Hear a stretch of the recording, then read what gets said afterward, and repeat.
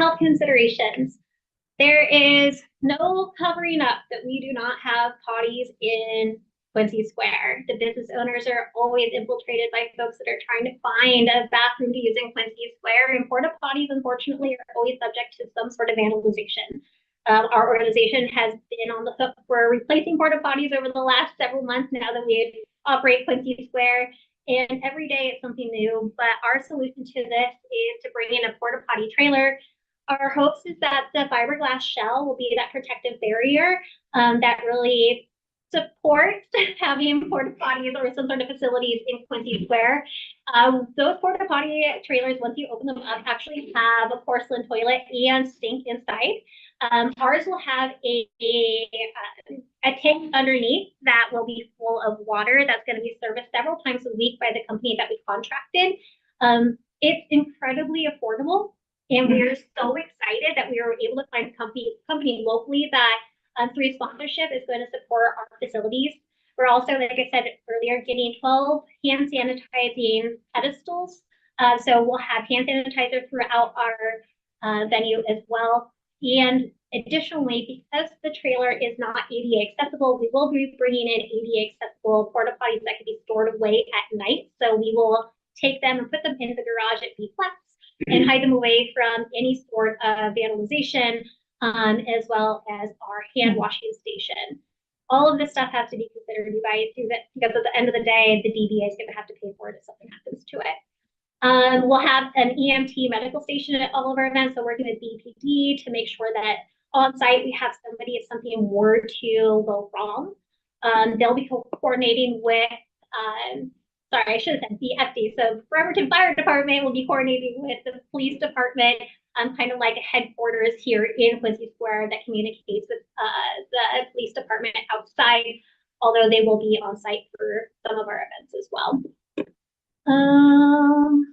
What did I miss? I think that's all for that slide. Let's move on to the next one.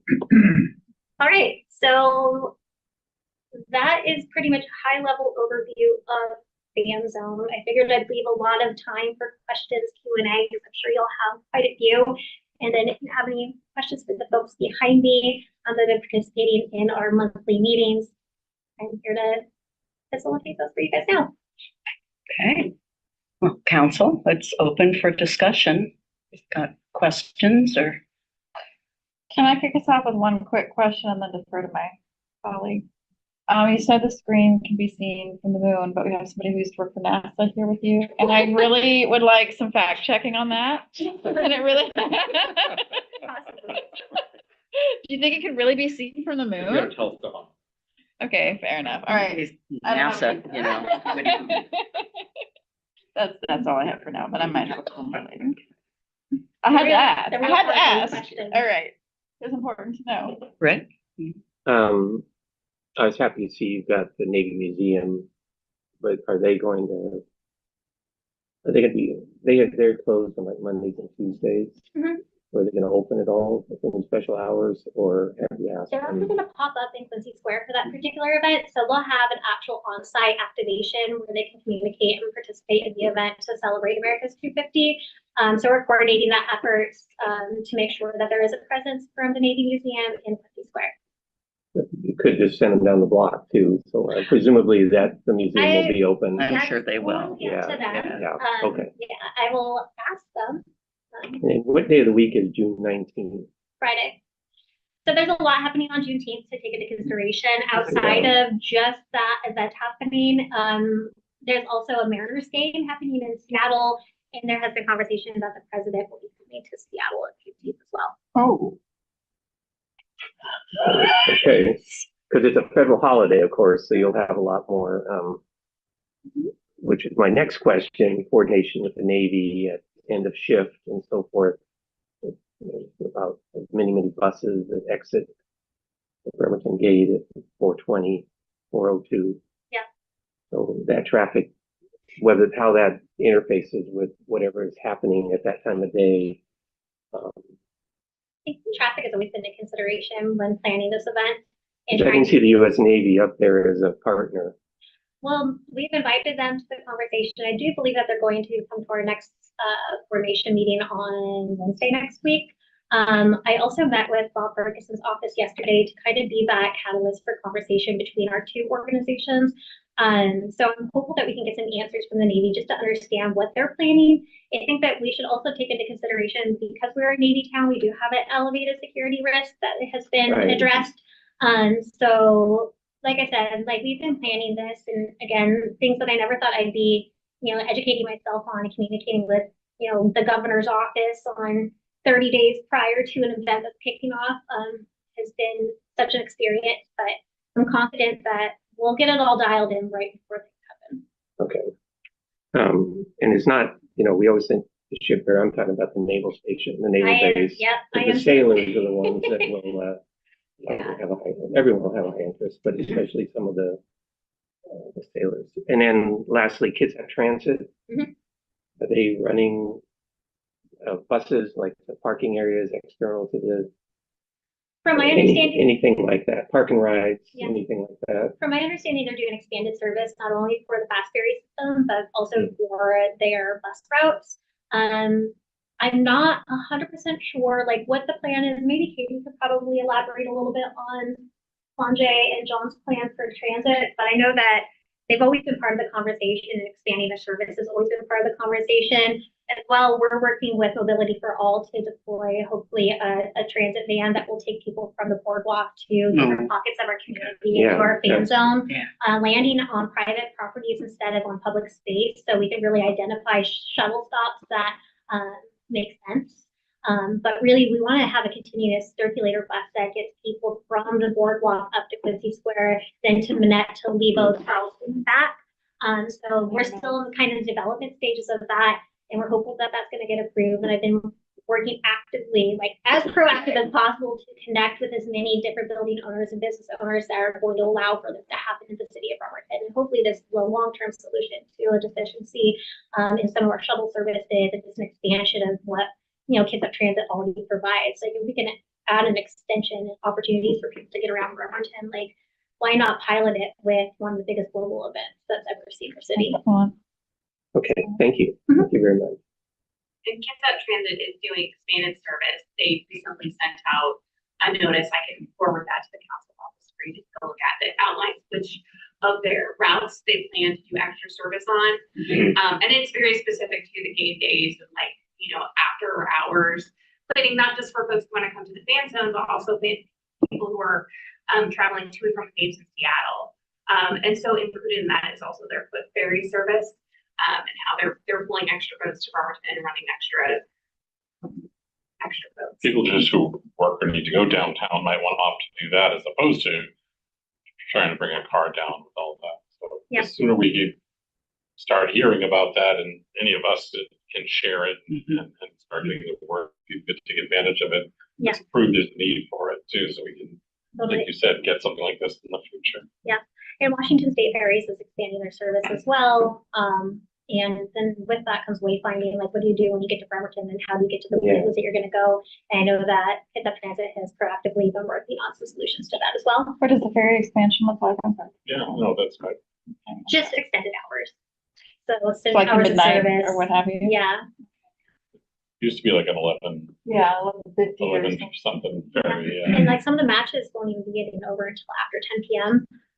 Which is something that we've also considered as we're kind of developing our programming. Like some of these are going to go really late into the night. And some of the services provided by Kids Up Transit will be shut down by that point. So having that additional shuttle option would be massive for our experience, mostly just to cut down on impaired driving and get people to the places where they want to go. Like responsibility wise, like again, we're providing a safe experience. If we can give solutions to that problem and be really proactive about giving other options instead of driving your own vehicle, like we're all for supporting that. I just hate to bring up an idea, but are we looking at even trying to get like extra ride share drivers, or like, have you had a conversation with anybody like Uber, Lyft? Thank you. Yeah, I think that organically it's going to happen because there's so much conversation about like how great of an experience is going to be for somebody that's looking for extra income. Yeah. I know that OC has been running programming to help educate folks on how to become an Uber driver, or even a short-term rental Airbnb host. So there has been resources provided to folks that are really trying to lean into this whole theme zone experience and just the World Cup experience in general. And a lot of folks are leveraging this, right? Like you can rent your house out for, a massive amount of money, and you can go on vacation to somewhere sunny and warm while you're at it. So there's been a lot of really cool tools that people could add to their toolbox if they want to take advantage of the fan zone and the World Cup coming to Washington. Krista, you got anything? Oh, yeah, but I'm the dollars and cents, so I'm not gonna be Go the fun ahead. one. Go ahead. Get the fun. So that's gonna be the biggest thing that was missing from the presentation that we had, that we kind of had a light version of the financials of this in the packet that was included. Yep. But one of the massive concerns that we have is that the city has not set aside funding in the 2026 budget specifically for this event, including police and fire. Mhm. So with those overtimes have not been put aside for those funding. And so that is important, knowing that, both police and fire were mentioned multiple instances of their presence. And my understanding is that they're not overly staffed, where that could be just a regular part of their day over there. So what is the plan for utilizing the city employees in that capacity? Well, the bigger plan was to provide like our private security to really supplement that, so we don't have to tap into BPD and we don't have to tap into the fire department. Really free up some of their time to be in different places throughout our city. I know the grant's probably going to get brought up too, that there was a grant that was proposed to all of the fan zones and anybody that was affiliated with the World Cup. I'm not quite sure where we're at in that process, and I'll let you speak on behalf of that and the folks that really applied for that and where the direction that's going to go. Unfortunately, the DDA wasn't allowed to apply for that grant, or else we certainly would have to supplement, our public resources, but because we're a nonprofit, we weren't allowed to, so it had to be a public agency that applied. Obviously, we don't want to tap into the public resources. Like, we tried to supplement it as much as we could. We tapped into our budget, and a lot of our budget is going to go towards our private security measures, and our private security is armed and are collaborating with BPD to make sure that everybody's kind of aligned on our goals, and making sure that we are providing a safe experience. But you're right, like, it's unfortunate that we don't have the resources to give to our public agencies. And as much as I want to say, oh my gosh, this falls on the DBA, like, we only got so much funding as well to produce these really cool events. And there's a public expectation that we provide a free experience for everybody to enjoy. But again, that starts with providing a safe experience. And I want them to be compensated, and I wish that we had a solution for that. Unfortunately, like, we're just a nonprofit organization that doesn't have the ability to supplement beyond what we've already done. And we've done quite a bit. And we, like I said, we have some wiggle room in our budget to move things around if we need to supplement even more. And there's always dialogue going on every single day about a new concern, a new safety measure that needs to be considered. Like when I just said, we possibly might need to bring in metal detectors now. I'm waiting for a quote for that. Like, how much is that going to increase our budget? Like, where am I going to find that money? And how are we going to install those where it doesn't impact the rest of the city, right? You have to essentially corral people through one entrance point, and that completely changes the dynamic of an event as well. It just doesn't have the same feel when you're walking through a metal detector with your kid. So there's a lot of things that are presented, like I said, every single week. It's been one of those things where I'm learning how to pivot and really think on the fly, like, of solutions to a lot of different problems that you just have to kind of future cast, because you never know. Plan for the what ifs, and hopefully they don't happen. You're missing an entire thing though, because you talked about the police department several times, but you have no backup medical whatsoever. And so that, and I don't know if this is a highly question, and if Mike was here, I could drag him down too. But whenever we do events in the city, there is an expectation that, talk about safety as being paramount with that. You're bringing in a very large scale event in here. Yeah. And there is an expectation that there will be those services available. You're exactly right, that there is a protection factor with police department. Mm-hmm. And there is also medical. So what wasn't up there is if there is a private medical or something that you're doing, so that way the city is not on the hook with that. Because there are alternatives to this. but they weren't shown in the slides. And so that's the major concern, like I said, is 2026 was done before I even got here. Yeah. And there is not funding for this. And so 30 days out, knowing that those are large expenditures. Right. So, I mean, private medical has never been brought to my attention. Like nobody has been like, hey, Jess, like, have you ever thought about supplementing our, fire department and EMTs with private medical? And so this is the first that I've even, this is another thing. Okay, great. Now let's try to figure out a solution for private medical. I don't have an answer for you, unfortunately, because this is something that has just been presented right now in real time. So if that's a solution that I need to find a problem or a problem that I need to find a solution for, like, I guess I could look into it. But ultimately, Do you want to I don't ask know. Chief I was gonna McGanny? say, what's the Chief. city requirement that, like, if we have an event? If I wanted to throw an event, it's Christie Day. I'm Talk throwing about Christie Day, Blackberry and it's a Festival. lot. yeah, but Yeah. the other festivals, like, why is it all of a sudden the Downtown Bremerton Association and the fan zones need to find solutions when there's other community events that have never been presented with these kind of questions? 8 days, an it a entire permit? month worth of, but that's the other thing is that, when it's not an attack on you or anything No. like that, and you've put a ton of work into this, It's a mistake. we just know my whole job in all of this is, the financing and the logistics and the not fun stuff.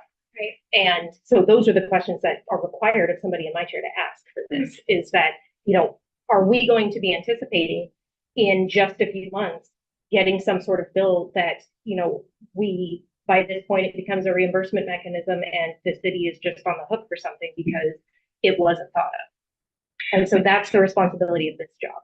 Let's clarify, because you bring an important point up, and I did notice the EMT, and we have not heard, that's never been brought up on our radar, that it would require city EMT services. We have been told about the police. I just want to, Chief, I hate to put you on the spot, but I will. Are you planning on staffing this EMT, or what is it called, Jessica? It's a Yeah, it was our down there for that. Okay. People you're gonna put down. Okay, so when Big event. So when Mike Riley tells us that all this is taken care of, Mayor, that you're somehow, able to withstand this, then that's included in it. Yes, Okay. we're looking at the grant. So the grant's Yeah. there, we're Yes. examining the conditions of the grant. In the event that we don't, because that's the thing is, I thought the grant was coming through too, and I just thought it was Well, gonna it's, be. now it's a matter of, it's in what the conditions came in late Friday. So looking at what will we agree to? Right. Well, and if we don't agree, then we don't get the money. So I'm with Christie. We prepare. So and asking month after month, what's the impact to the city resources? And I've heard definitely from the police chief that he thinks you can, absorb this. And so now I'm hearing from the fire chief, if it's not reimbursed, we're still cool. If this grant, if we decide, as we have with other federal grants, nope, not going to take this one because of the restrictions. Are we going to be left holding some expense that we hadn't counted on? Well, it's gonna be overtime, in our overtime budget, long staffing the rest of the year and everything else. So It's not like an invoice that is going to get sent to the city. There's not a special event budget for any of the special events. Right. There's an overtime budget and all the special events from that. As far as specific, I want to get back to your question because I felt like it got lost in that. I'm not aware of a specific requirement for aid related to the special events. I know we have fundraising the lobby area. So I don't know what's required.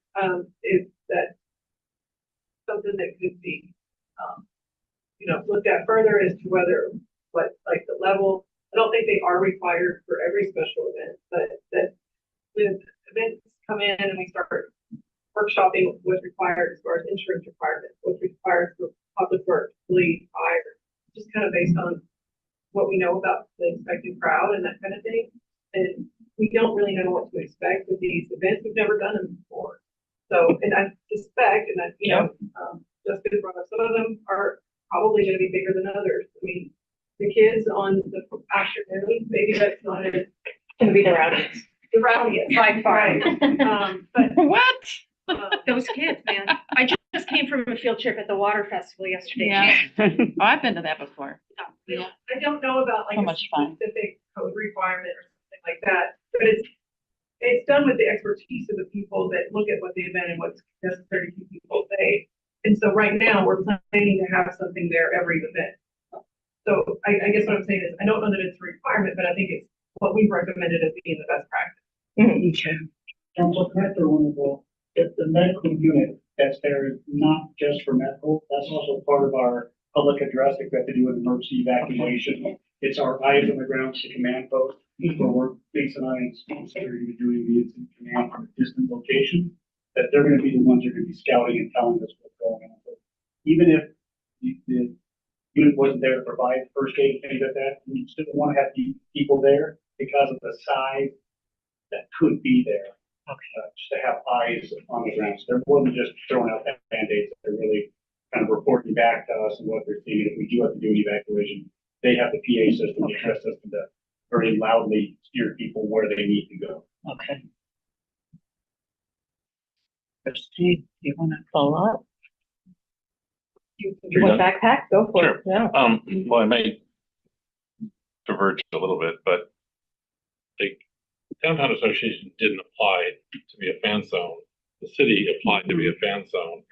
And we've asked you guys to help manage it. I just want to put some of that context in there that we really appreciate what you're doing and what, even though we may have some expenses that go high on some of our public kind of safety kind of stuff, or maybe public works and maybe parks and things like that, we're also hoping it's going to help generate some revenue through other ways. So we have to look at the long and the big picture. The nice thing is it's individual events.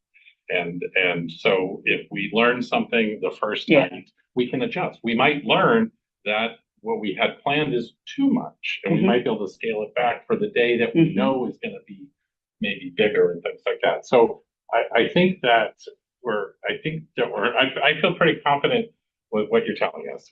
Yes, we don't know what we don't know. And as long as we know that makes sense. It really does. As long as we realize that and we pay attention to how things develop. But I think that we're in good shape. Again, I've done events, and when we look at medical response, the insurance company would want to know, well, how long will it take the fire department to get to your event? Well, they're so close. When we look at even the big event like Krampus and things like that, was just so many people out in the street, and a few other things that we've done in Quincy Square with a lot of people. We hope that any kind of medical emergency is rare, but we're ready to take care of it when it happens. So I think I had a third thing, but I think it slipped my mind. Okay. Anna, do you have, before people get more questions, and of course I have a whole list, so, but I'll wait till last. Anna, did you have anything? I can barely. Okay, never mind, don't talk. All right. Jennifer? Second go around. That's fine. Okay. Rick, it would be Rick's second too. Okay. So, yeah. Yes, and I want to echo what Michael was saying about all the work that you've done for this, and thank you for taking it on. I'm curious, in this planning of this event, what do you see as being takeaways for future events in Quincy Square? Like, what services are you going to be able to reuse? Yep. What are we going to do with this giant screen other than go to the moon and with a telescope and look at it? Because it seems like there's a lot of resources that we're expending toward this that can also go to make Quincy Square even better. Yeah. So the screen obviously is going to be a legacy piece. That's something that's going to be with the DDA forever, and the city will be able to utilize it for several different activities. After the fan zone comes and goes, we still have a lot of programming happening in Quincy Square through the rest of 2026. We're going to be collaborating with the Sound Film Festival to do movies in Quincy Square weekly, utilizing the Roxy as our concession. So we're collaborating with Roxy as well. So that screen is going to be going as much as possible. Something else to consider too, like even during the fan zone, when things are not happening in activation, like an active actual event, like that screen will be playing World Cup soccer as much as possible. So somebody can go to a local restaurant, grab a cup of coffee, grab a sandwich, and come, whether they're on their lunch break from the shipyard or they're just kind of cruising through Bremerton. They can sit on their bleachers and they can watch World Cup soccer and then go right back to work. This is a massive economic driver for the city of Bremerton. If you look at it in a bigger scale picture, like this is a really huge opportunity and we're leveraging it as much as possible. For Christmas, for example, for the holiday season, like we can put whatever we want to onto that screen. Essentially, we can create a Christmas tree. So our Christmas tree actually lights up the first time this year and it's LED and it stays on. We can do Christmas caroling. We can do Seahawks tailgate parties and watch parties in Quincy Square. There's endless opportunities to utilize that screen. We're getting a ton of modular seating from Olympic Eagle that can be repurposed and rented out or even just gifted out to other local organizations and community members. Maybe can use them. So flexible bistro chairs, umbrellas. We're getting additional picnic tables. We are getting those concession carts. We have so much stuff. Like Coca-Cola is donating coolers. Where are we going to put it? And She's got storage. Yeah, I've got storage issues. I bet. Yeah. Yeah. That's why we're coming up with creative solutions for where we're going to store these and really partnering with people downtown that understand how impactful this is and they're more than willing to be accommodating for this event specifically. We do have so much infrastructure being brought into Quincy Square. Another reason why we don't have vendors. We don't have the space for it. We're creating an experience, not a market. And yeah, there's so much retail around Bremerton that can be accessed within walking distance of the fan zone that I'm hopeful that the businesses will make a positive impact. I'm looking at the clock and You have we're 17 questions. we're way over on this item, which I knew we would be. Rick, I wanted, and I haven't asked mine yet. Just a quick Yeah. follow-up question Okay. about the brightness of the screen. It's okay. So the brightness of the screen can be adjusted based off of how close you're sitting to the screen. So it's not that you're going to actually fry your eyeballs by looking at this massive LED screen. It's adjustable. It works with a processor that we can program to do pretty much whatever we want to do with it. Okay, I guess I would just be concerned. I don't know where it's gonna sit or who it's gonna, because there are still people that live downtown. Yeah. I mean, yes, they live downtown, but I just wanted to check in about that. Yeah. But thank you. Yeah. Rick? I can defer my question, but I do want to congratulate you on, you did an extraordinary job and the presentation today is fabulous. I mean, I really answered a lot of questions for me, so thank you so very much. Anytime. It's really fun. I want to know what Airbnb is telling you about who's coming and how many. Because what I hear around the country is people aren't coming. They're going to Vancouver, BC. And that's out of our control, right? But what are you hearing? You piqued my interest with Airbnb. They would know. Okay, so I think there's a couple things that are impacting people traveling to the state of Washington or just anywhere in the United States in general. Obviously, the climate of our political situation and going to war never really is a good outcome for anybody, but it really is impacting this travel here internationally. I would say that the ticket release from FIFA has also been super complicated. The way that they've enrolled the tickets and access to tickets has been incredibly challenging and limited. So people are not booking their travel until they know if they can get tickets. So when you're waiting for a lottery and the lottery doesn't happen until a few weeks prior to the event actually kicking off, and that really, I don't know, it really challenges folks' travel plans. So I would assume that in the next few weeks we will see maybe a little bit more of an influx in tourism trends, but right now I would say that we are trending very low. Yeah. Hotels in Seattle aren't booked out. Yeah. Bremerton isn't seeing a massive influx by any means. So at the heart of all of this, you guys, like these events are meant for folks locally. like giving them the experience of the World Cup without having to go to Seattle and pay thousands of dollars to experience it. That's why I created the program in the way that I did, to feel like you're going to the stadium instead of going to another, community market experience. So the only other point, and then we can wrap up. I think this is great. I think it's good, no matter how many people show up, and I have full confidence in our police department, our fire department, that they're going to be prepared. And I love the hand washing stations, all of that. I think you're doing a great job. Great job. Is this really a tourism event? I hope so. Like, I think. But is it really, did FIFA plan this as a tourism event for people? I remember a conversation where this was meant for communities outside of the site to be able to come together and experience the World Cup. I believe it's not a tourism event, and yet we've spent probably $200,000 in the county on this. So I'm looking forward to seeing what comes out. If any hotel rooms are booked, this is more a message to our LTAC, to our lodging tax at the county level and on the city level. We've got to make sure that when we invest money in tourism, it's about tourism. And it's not about having community events, throwing parties that are really fun for the folks that live here in Kitsap County, but they aren't bringing money in. So I'm cautious. I'm disappointed in the county, quite frankly. I'm sorry, Katie and others, but this was never, FIFA said itself, it was not meant to be a tourism attraction. So I have really mixed feelings about our investment in this.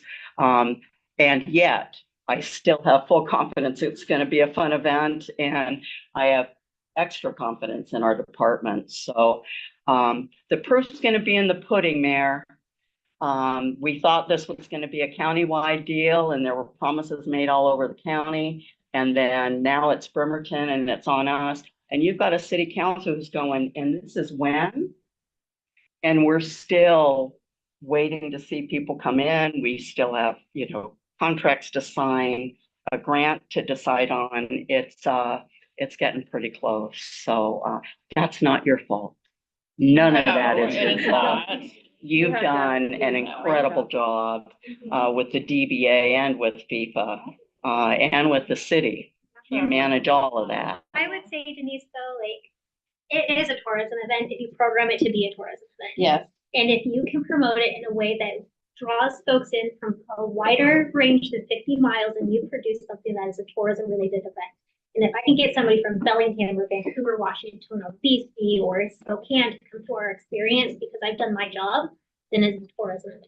I love your attitude. Proof of the way that I program, and the people that I have that are going to be part of the experience. And you can't tell me that people that hear that MXPX is about to open us up on June 12th, they're not going to travel from places as far as Australia to come visit it because they've already seen it on social media. So it is a tourism event. I'll bite you to the mat on that one. Yeah, go ahead. You want to just give a couple sentences on the See and Win app? Sure. So See and Win app is essentially like Pokemon Go that's inspiring people to go from each of the fan zones. So all 9 locations to collect points. The more points you collect, the more opportunities you get to win really cool prizes like tickets to the World Cup. And honestly, Bremerton is thriving with this experience because the last people to win tickets to the World Cup won their tickets right here in Bremerton, and they came all the way from Seattle to collect them.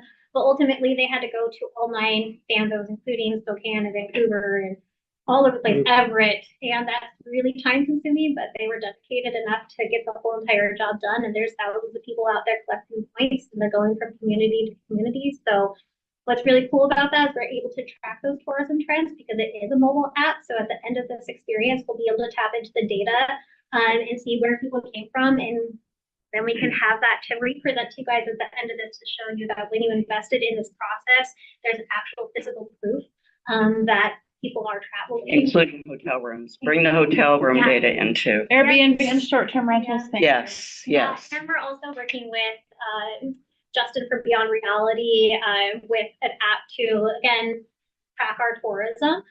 So CityBix is going to be our tourism tracking mechanism. We're already having all of our vendors just for our events in Quincy Square sign up for the app. So when somebody comes to their actual vending booth or their food truck, that will track the folks from that food truck to wherever else they go in Bremerton and wherever they go past that. So at the end of the year, the DDA is going to have so many analytics to tap into for different That's resources great. that we can represent to City Council and be like, this is what's working. That's great. Good.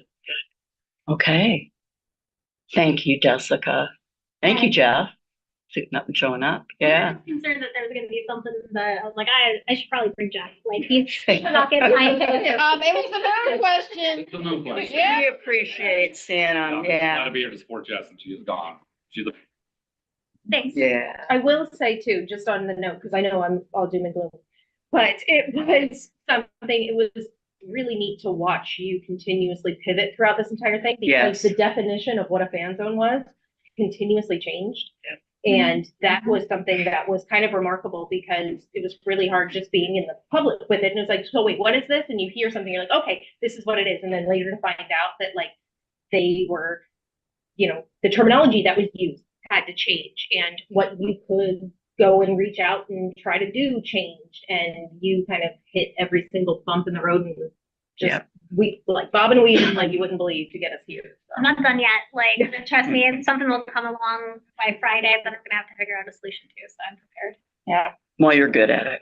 Thanks. Like I said, the board is all hands on deck, supporting Jessica and what she needs. And you guys know volunteer. We have volunteer.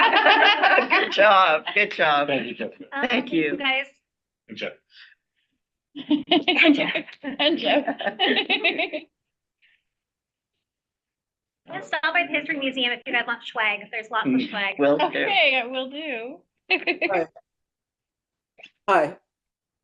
Oh, Anna, has Sorry. her hand up. Denise, you're the only person I can hear. Everybody else sounds like static. So if I can't hear and I can't speak, I'm stepping off. See you guys next week. All right. Okay. We'll try Okay. to do better on our end. Yeah, yeah. There's also transcription, so for those. Mayor, I think you're next up. All right. I don't think this one's gonna take as long. It's a little different path here, change in direction, no Word. less exciting. Thanks, council, for entertaining this agenda item. I'm requesting appointment of Nancy Zellers to the Bremerton Housing Authority Board of Commissioners. As I always do, I bring forward a resume so you can review it ahead of time. And this has the full approval from the Bremerton Housing Authority with a high recommendation. So I'm requesting your support on this. Michael? I'd like to see Nancy's budget. No. Actually, I've known Nancy at least 20 Yeah. years, I God. think. We were college students together Crazy, back because you're only in our 25. That's back in the day. Anyways, so it was great to see you today, and I fully support Nancy on the Housing Authority Board. So, Thank you. Anybody else? Yeah. No, I was surprised. I didn't realize that the mayor appoints to Yeah. this particular board, and so I fell down a little bit of a rabbit hole of like, how did this end up, who's on this Which board, what's RCW going is, on? and- yeah. Yeah, no, there was a lot, but yeah, no. Mhm. Yes, Rick. Was there, more than one applicant? Did you have several applicants to choose? For this one, I forward the applicants to Jill. Yeah. Okay. Yep. Yep, and then I get behind their recommendations. And yeah, if you want Jill to answer, or you want Jill to join me, or No, I just wondered if there was multiple applicants. We don't take applicants, just when somebody is taking our board. Throughout the year who might apply. So there was 4 current applications. Nancy was recommended by Jeffrey Flood, who is vacating our board. So that's when we have we consider that we would want to have a diverse board. Right. So with one applicant who served on our board before, but we already have somebody from the organization on our board, so we probably would recommend too. And then there was a person who came in later who were very interested in, but Nancy's application came in first. And how many members on the board? Six. Okay, And thank one you. is, we have 5 members from the community, and then, 6 members from the community that also participating in housing services. For one of our residents. Oh, okay. All right. All right, thanks. We're required by state law. Yeah, I actually became somewhat familiar with that I'm sure recently. you are, Yeah. yeah. So, okay, thank you. Consent. Consent. Yeah, I was really impressed with their resume and. All right. Yeah. Thanks for stepping up. Congratulations. You're not staying for the rest? I mean, I don't think you've ever been to a whole meeting before. No. Yes, you have. She's done her time. Okay, Will Riley, I think, is coming up. He's going to present on the acceptance of the Washington State DOE design grant agreement for the Oyster Bay Regional Treatment Facilities design. This had been, just so council knows, because they always ask me, this had been discussed by Public Works when it was applied for and came to council when it was applied for. The acceptance didn't come through Public Works, but the application did, and the timing was simply off. So I'm sure that Public Works would probably be just fine accepting money. But why don't you present, and we'll see if we have any questions. Absolutely. Good evening, council. Like just stated, I'm here to present the Oyster Bay Regional Treatment Facility Design Grant. We were awarded and negotiated $651,355 in design grant money from the Department of Ecology. This design will be for retrofitting the current Oyster Bay outfall and treatment structures discharging to that outfall. The current outfall is deteriorated due to just age, and we lack capacity through pipe size. So this project will result in a new stormwater outfall, increased stormwater capacity for 150 acres, and 2 new treatment facilities treating 81 acres total. This design would be used to apply for construction grant money from the Department of Ecology. And there is, speaking of budgets, an ask from the stormwater utility budget, which is budgeted in our capital project budget of $93,380. Okay. Questions, council? Tell me again, how much is in the capital or in the general fund? Not the general fund, this is the utility budget. Okay. It is $93,380. Thank you. Okay, I'm sensing consent. Yeah.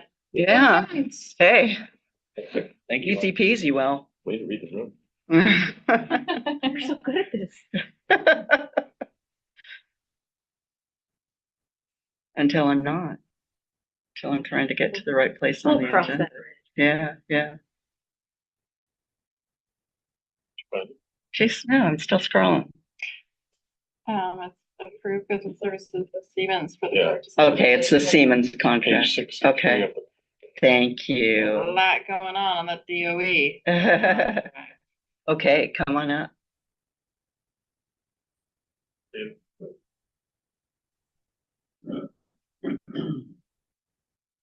David Powell, Mr. Powell, good to see you again. Thank you. It's good to be here.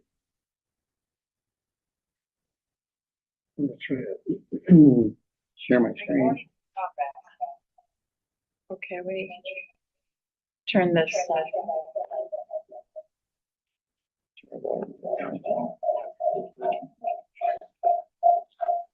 I'd actually be able to just. Oh, you got it. I'm sorry. A little button right there. Yeah, I got it. It was on the screen. Sorry. That's all. This did come through public.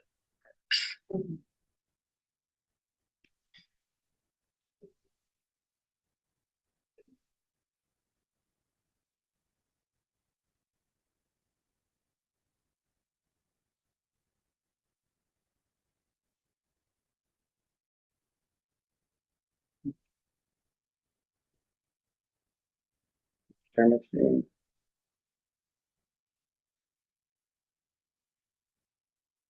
Worst case scenario is we rely on the presentation in the packet, David.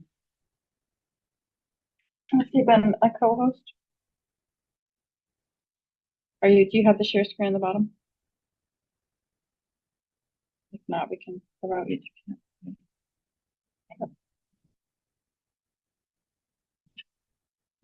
Well, I'm trying to share. It doesn't want to share. Thank you, Bill.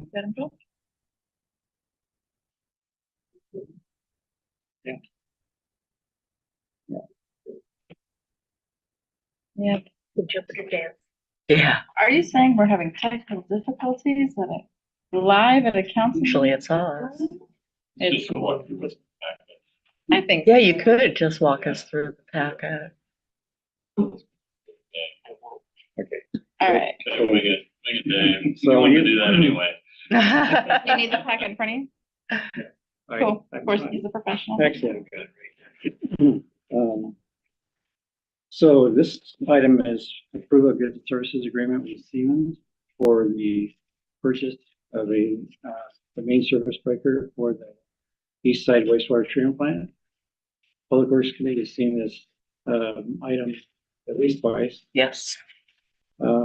We went to a sole source procurement for this breaker because the lineup in the control room at the wastewater plant is all Siemens equipment.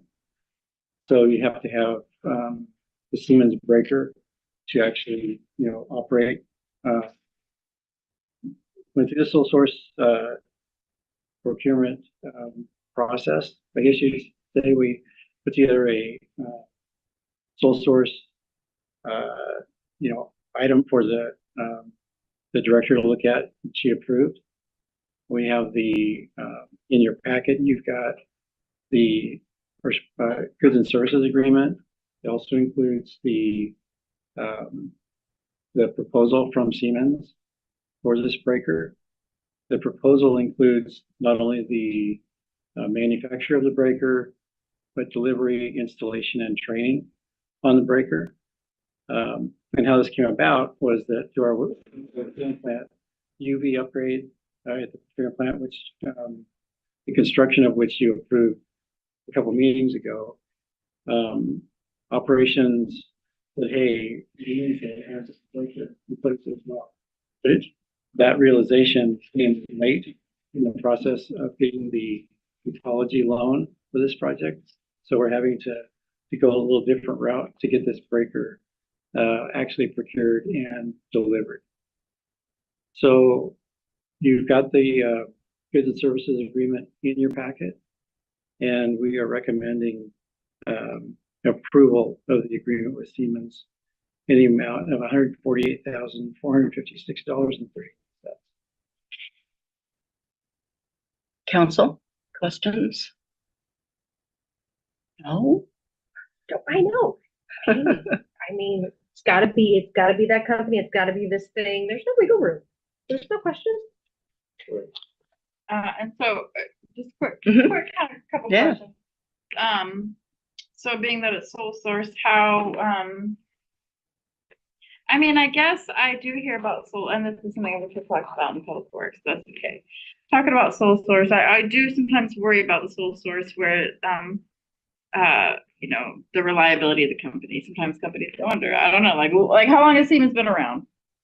Siemens has been around a long time. A long time. Generations, Right. yeah. And so this is, I mean, these parts are going to continue to be made. Do you have any concern that parts are going to become unavailable or change, or is this something that's going to be it's gonna be sustainable for decades and decades. I think, how long, yeah, does that make sense? I'm sorry. Well, this, this breaker has been in since 1991. Okay. Siemens, I don't know the history of the Siemens company. But they are one- 1847. Oh, Nice. More than They're a generous. major, they're a major I mean, player. Yeah, they're a major player. Yeah, Okay, high voltage, electrical. thank you. okay. Consent? You got any Yeah. questions? Okay, consent. Thank you, Mr. Powell. Thank you. Sorry about the glitch on. Not a More problem. fun.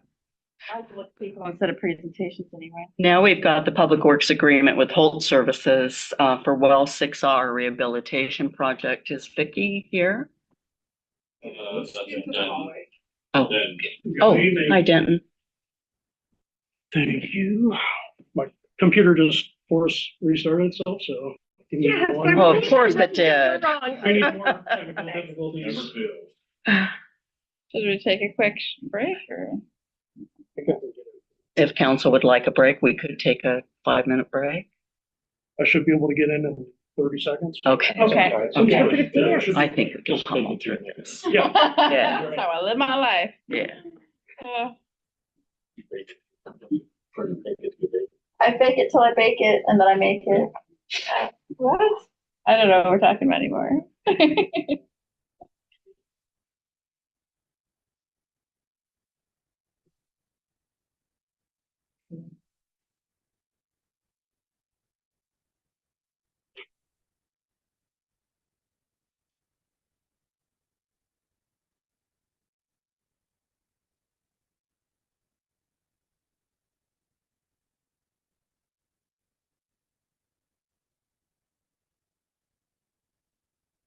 Okay.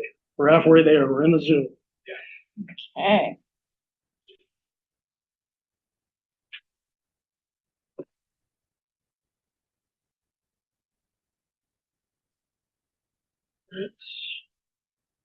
There you are.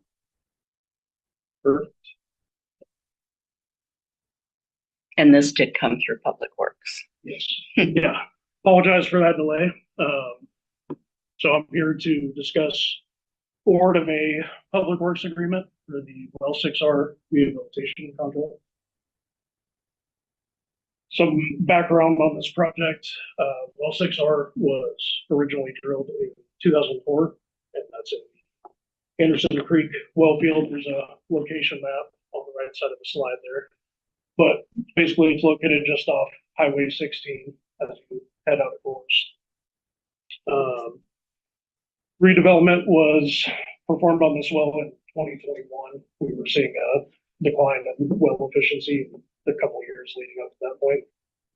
So we redeveloped the well in 2021. We were able to successfully recover some of the efficiency that had been lost at that time. But based on the amount of recovery and what we're seeing in the years since 2021, our consultant hydrogeologist has recommended every 5 to 8 years that we perform a redevelopment on this well. Along with the redevelopment, this also gives us an opportunity to look at the pump and motor that's currently installed.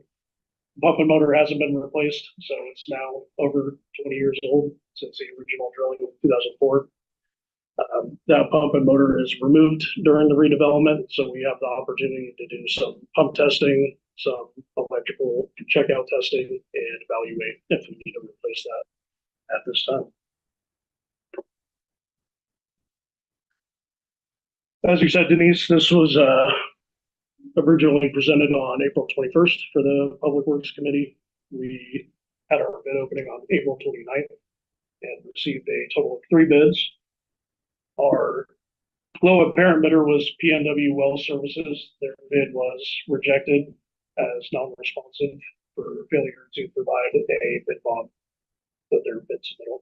So our lowest responsive and responsible bidder is Holt Services for $184,329.60.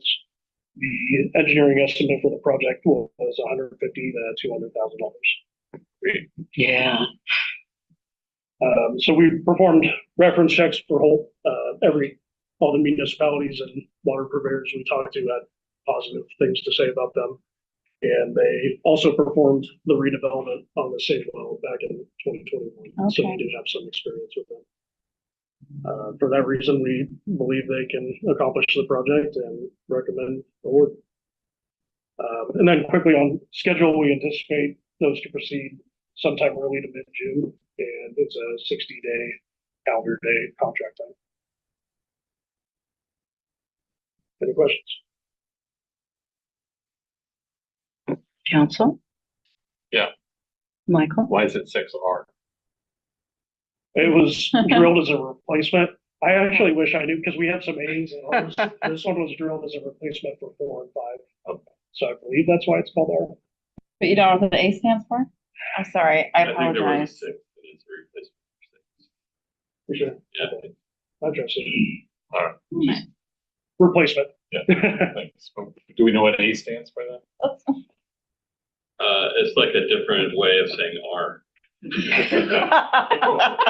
Alternate. Alternative R. Yeah, exactly. Oh. Like if you're from Boston? Yeah. Ah. 6R.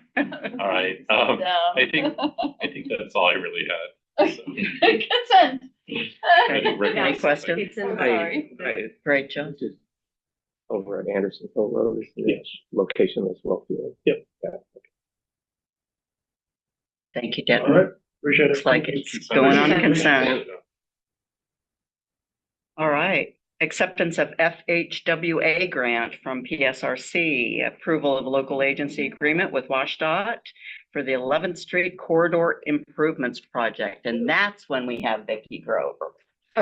I knew she was on this agenda somewhere. I know, because you could hear me. Apologize.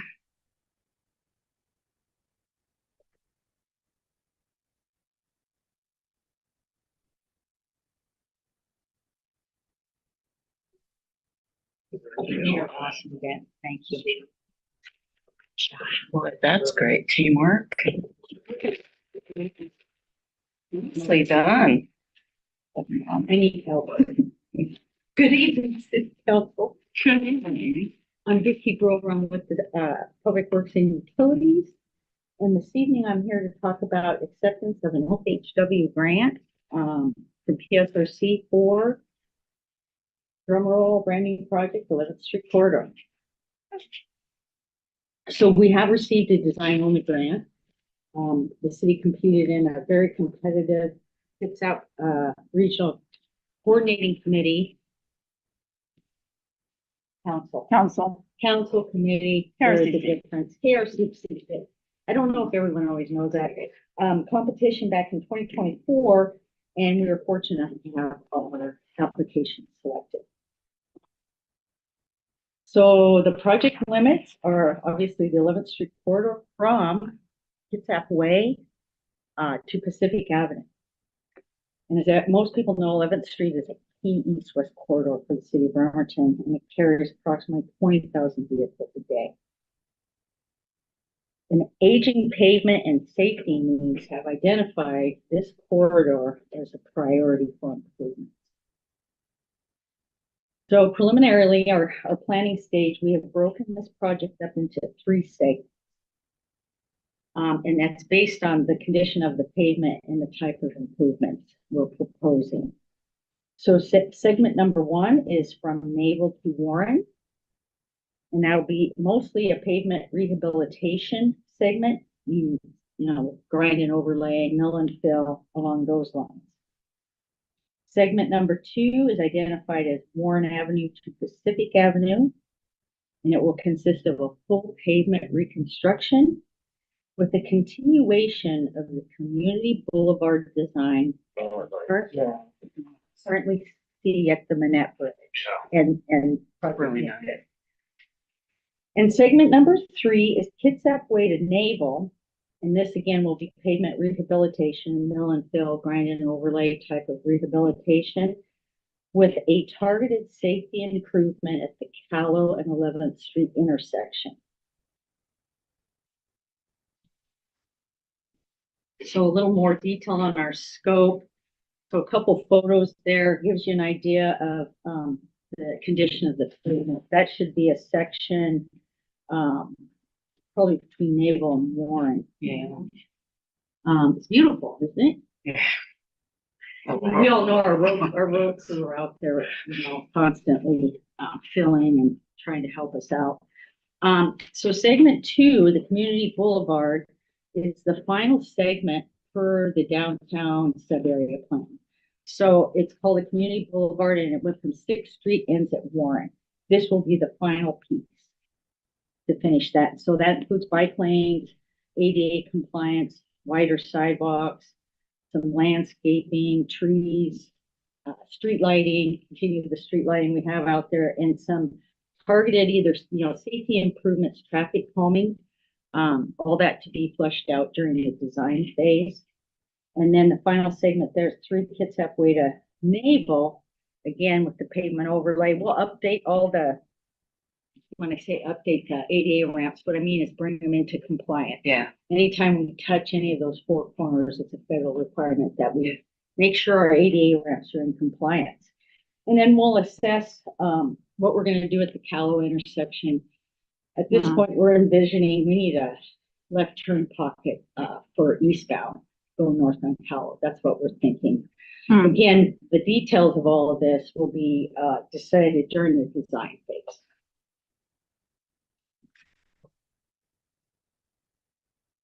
So our estimated design budget is about 1.4 million. The grant we received is 1.271. We have a city match of 200,000. So the match was approved in 2024 via resolution. That's usually required to apply for a grant. They want to know that we have skin in the game, that we have the funds to provide our match. This project is included in the 2025-2026 adopted budget.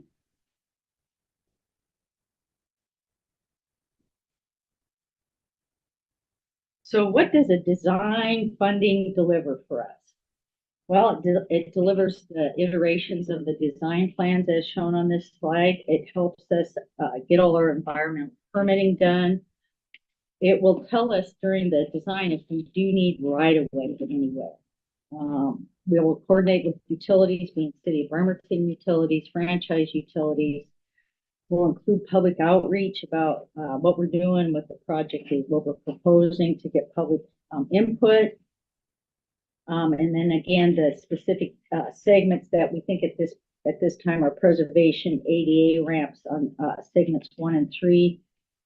Community Boulevard, which is multimodal on the Warren to Pacific, and then the Callow intersection upgrades. So at this time, we're estimating construction costs at $7 million. Obviously, once we get through design, we'll be able to have a much better number, but that's what we're thinking of at this point in time.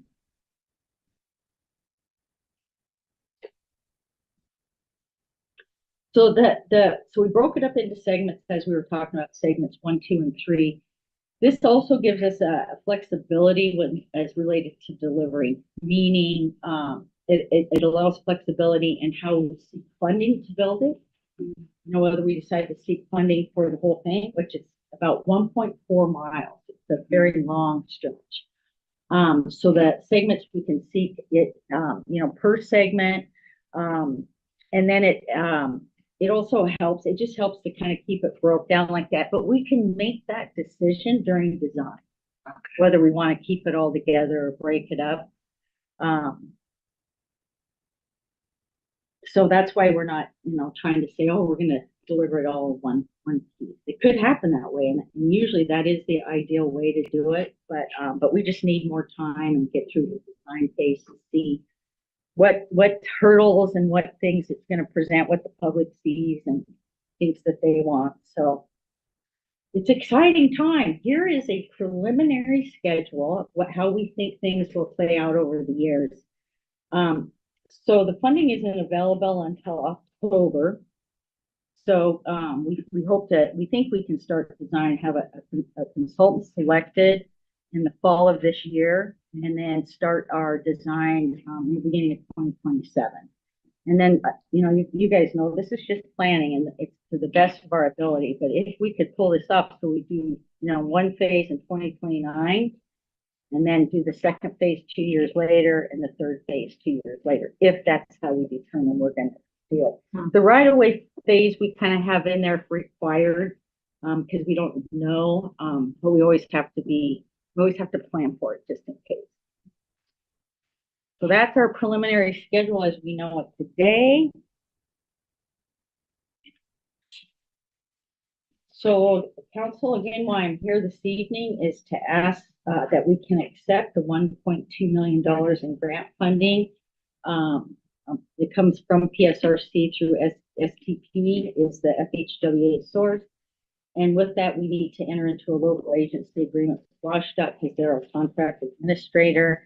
And then that will allow us, city staff, to advance the project. And so just another reminder that the budget for this project was previously approved. And then I'll see if anybody has questions. This did come through Public Works. Yes, it did on April 21st. And we have already approved it. I don't really have a question. Thank you. This is great. And but I was just wondering if like the new council members kind of understand this thing about getting money through PSRC, KRCC, and PSRC. How sometimes competitive it is, although we do. I don't know. I don't know. Somebody want to speak on that just for. I know Shane thank said, you. yeah.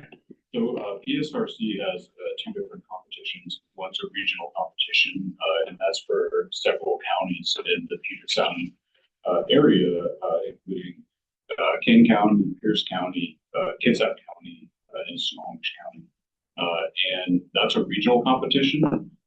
And so every 2 years, we can compete in that regional competition for money, but we're competing with lots of agencies, including a lot of the bigger fish agencies at the city of Seattle, Washington State DOT, Sound Transit, and City of Tacoma and others.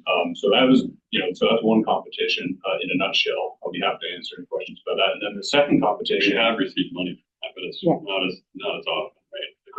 Correct. It's not often that we compete very well because we are competing for a bigger pool for not as much money per capita. And we received, I think, is somewhere around just north of $4 million for the Washington 11 project. That's the last project that we received funding through the regional competition. And so then there's the second competition, which is a Kitsap County only competition.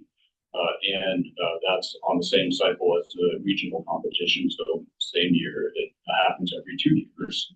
And in that competition, we compete with Kitsap County and the sister cities within Kitsap County. So that's going to be Fort Richard, Bainbridge Island, Paulsville, City of Paulsville. We also compete with Kitsap Transit as well. And Port of Bremerton as well. For that one. Yeah, I know. So that competition is, there's not very much money in that competition. I think it's on the order of maybe $5 to $6 million competition. And there are set-asides in that competition. So there's a preservation set-aside. I believe last time there was a bike bed set-aside or a multimodal set-aside. And it all comes through the STP program through PSRC. And so traditionally in the past, we've targeted the preservation set aside because we have a lot of preservation needs. The 6th Street corridor is a good example of that. All three of the segments that we went after funding for KRCC has been preservation set aside through that competition. We've been very successful at that. And so this project as well, we went after the preservation funding. So that's why we see a really long segment of preservation in this project that gets halfway to Ward Avenue because we're targeting, that piece because we've been very competitive at that. So that's in a nutshell the competition. Now, the dynamic with the competition itself, it is very competitive. There are a lot of projects that are submitted in the Kitsap County competition. And the recommendation for which project receives money is made on the transportation advisory committee level. And then it's a recommendation that goes up to the policy committee with Kitsap Regional Coordinating Council, executive committee. Yeah. And then it goes from there, goes to PSRC and it ultimately gets to the executive committee. Transtac recommends and then it goes up from there. And we score and we have the selection process. It's a different process. Every 2 years. This sounds exhausting. And the fact that they run at the same time, those two, like they don't even give you a little break, like. We don't always have a regional application. So, we always have a countywide application. Well, and we don't have that funding this year, right? That's correct. Yeah, If it's every 2 years, why is it not this year? The reason why it's not this year is it has I to do never more with understood that. the administration, current federal Right. administration, and PSRC has a policy framework that includes equity and pieces in it that are a little bit at odds with the current administration right now. So they're holding off on that funding. Yeah, so they are holding off with the competitions this year to try to restructure their framework for how they want to hold competition underneath the potential fear that maybe if they cut forward with their current They wouldn't get framework, reimbursed. they won't get reimbursed. And so we're gonna see this theme a lot for the next couple of years. Yeah, thank you. The thing is, it's really not a lot of money. This competition doesn't generate, I mean, Right. look how long it took us to 6th Street, Yeah. right? So it's Yeah. little bits, over time. And so it's not, there's a lot of work that goes into it for staff. There's multiple presentations to Transpaul. So one or 12 less Oh, it presentation can be kind of for a exhausting. small, Yeah. it's like coupon clipping, I get it. But still it all. Does that help, Michael? Well, it was mostly for some of the newer council members, so. Appreciate that. You're Thank you welcome. for looking out for us. So, Another question? thought I saw this is a state route.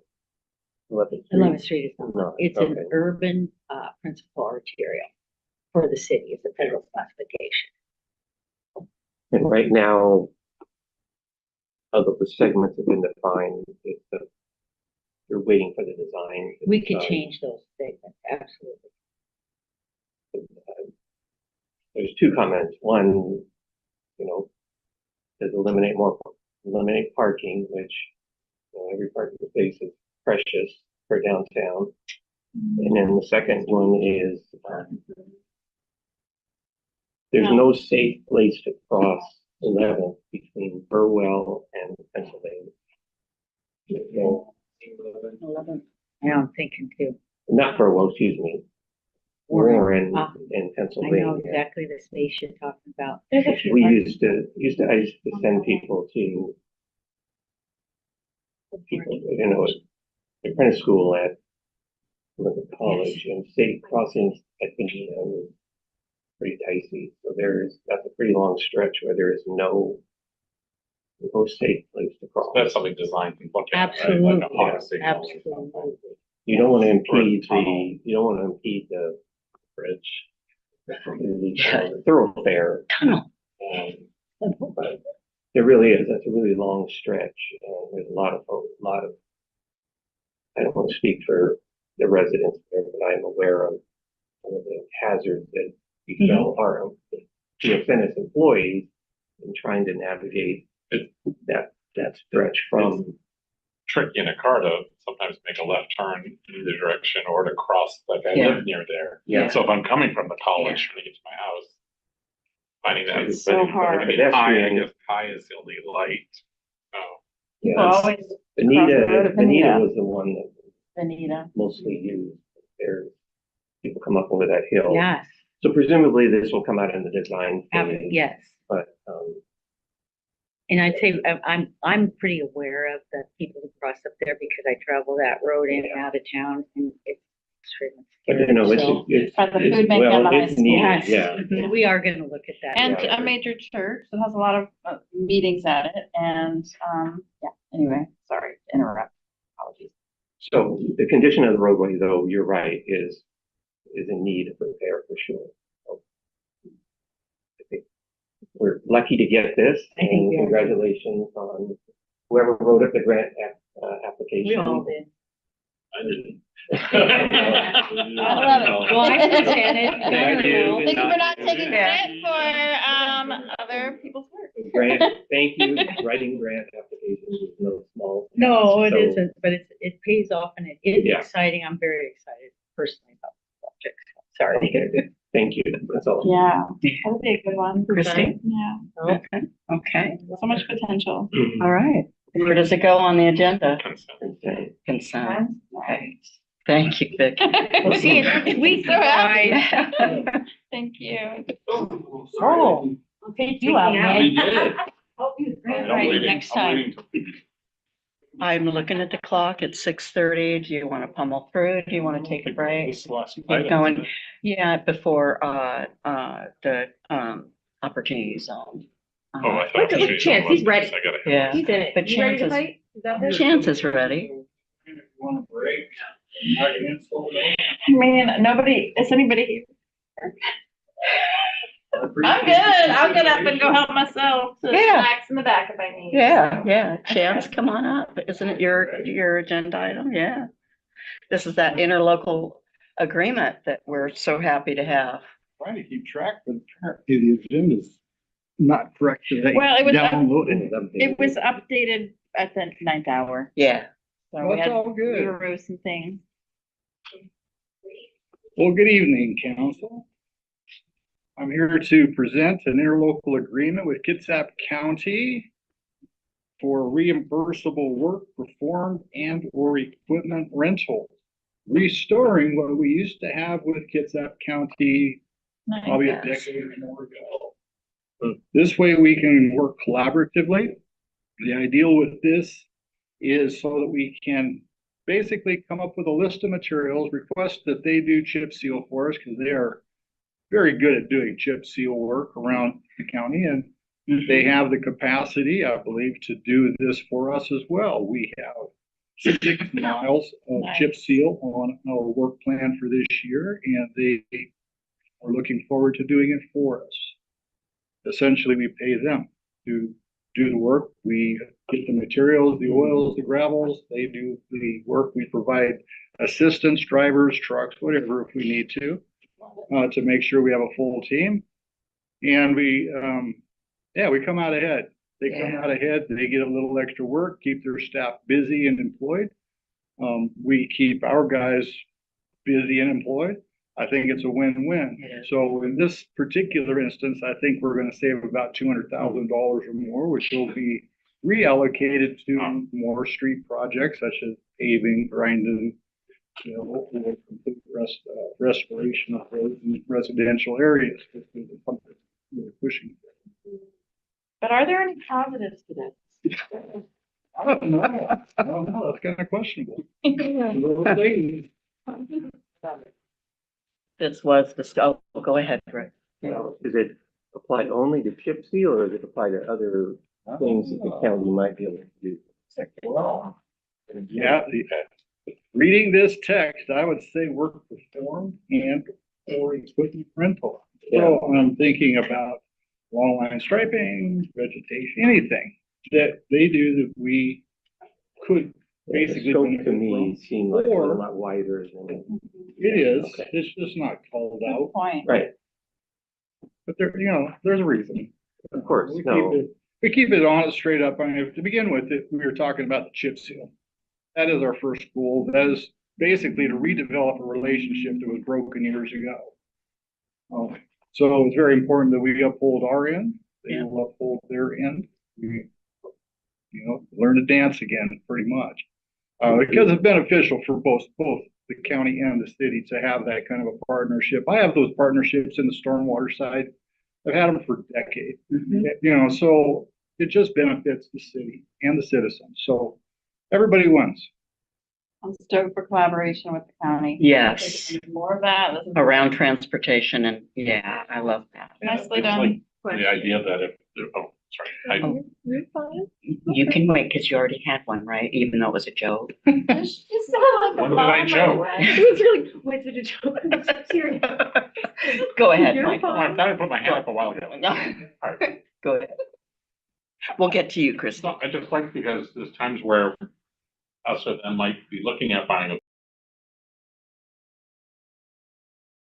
Hey, We already you know, we can't use it 24 hours, but you know that, because we have like the care in place type gear, right? For some of the lateral. I don't know if they have anything like that. I think I'll need a bridge. They might need The bridge bill. the bridge thing. Oh, yeah, the bridge. Anyways, I think it's Yeah. great. A joke. That's gonna, Thank you for bringing this back to us, getting it back aligned. Yeah. I- back on Oh, I track. was just curious because you had mentioned that it was about a decade that this had happened. So credit where credit's due. How did this come about of getting this back and restoring this relationship? Was this, that's what I'm saying, was it you? Channel. Like, It was. okay. yeah, So I don't want you to be up here like, it was me, but I kind of sensed it was you. And again, credit where credit's due. I've only been here a hot second. And, one of the first things that we did was, hiring you and doing the whole fun Hope's Blessing that we got to do. Yeah. And so that's amazing to me that, Yeah. in just this small amount of time, there's relationships that are being rebuilt. There's things that are looking at saving money over an extended period of time. So it's not just one singular event of like a coupon, if you will. We talked about it, like one thing that's going to save money. This is relationship building. This could go for decades of incrementally saving money as we go.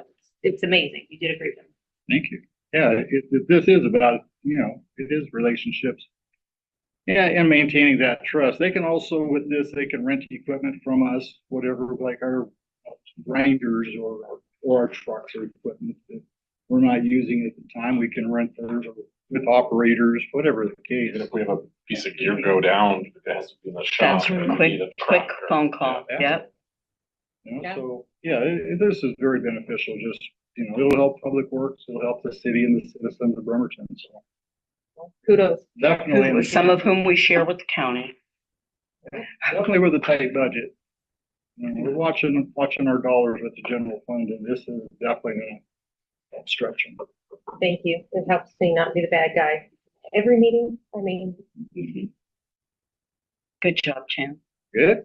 So we're asking if you will authorize or accept this ILA and authorize the mayor to. I think this will probably Sign go it. on consent if I'm looking and reading the room correctly.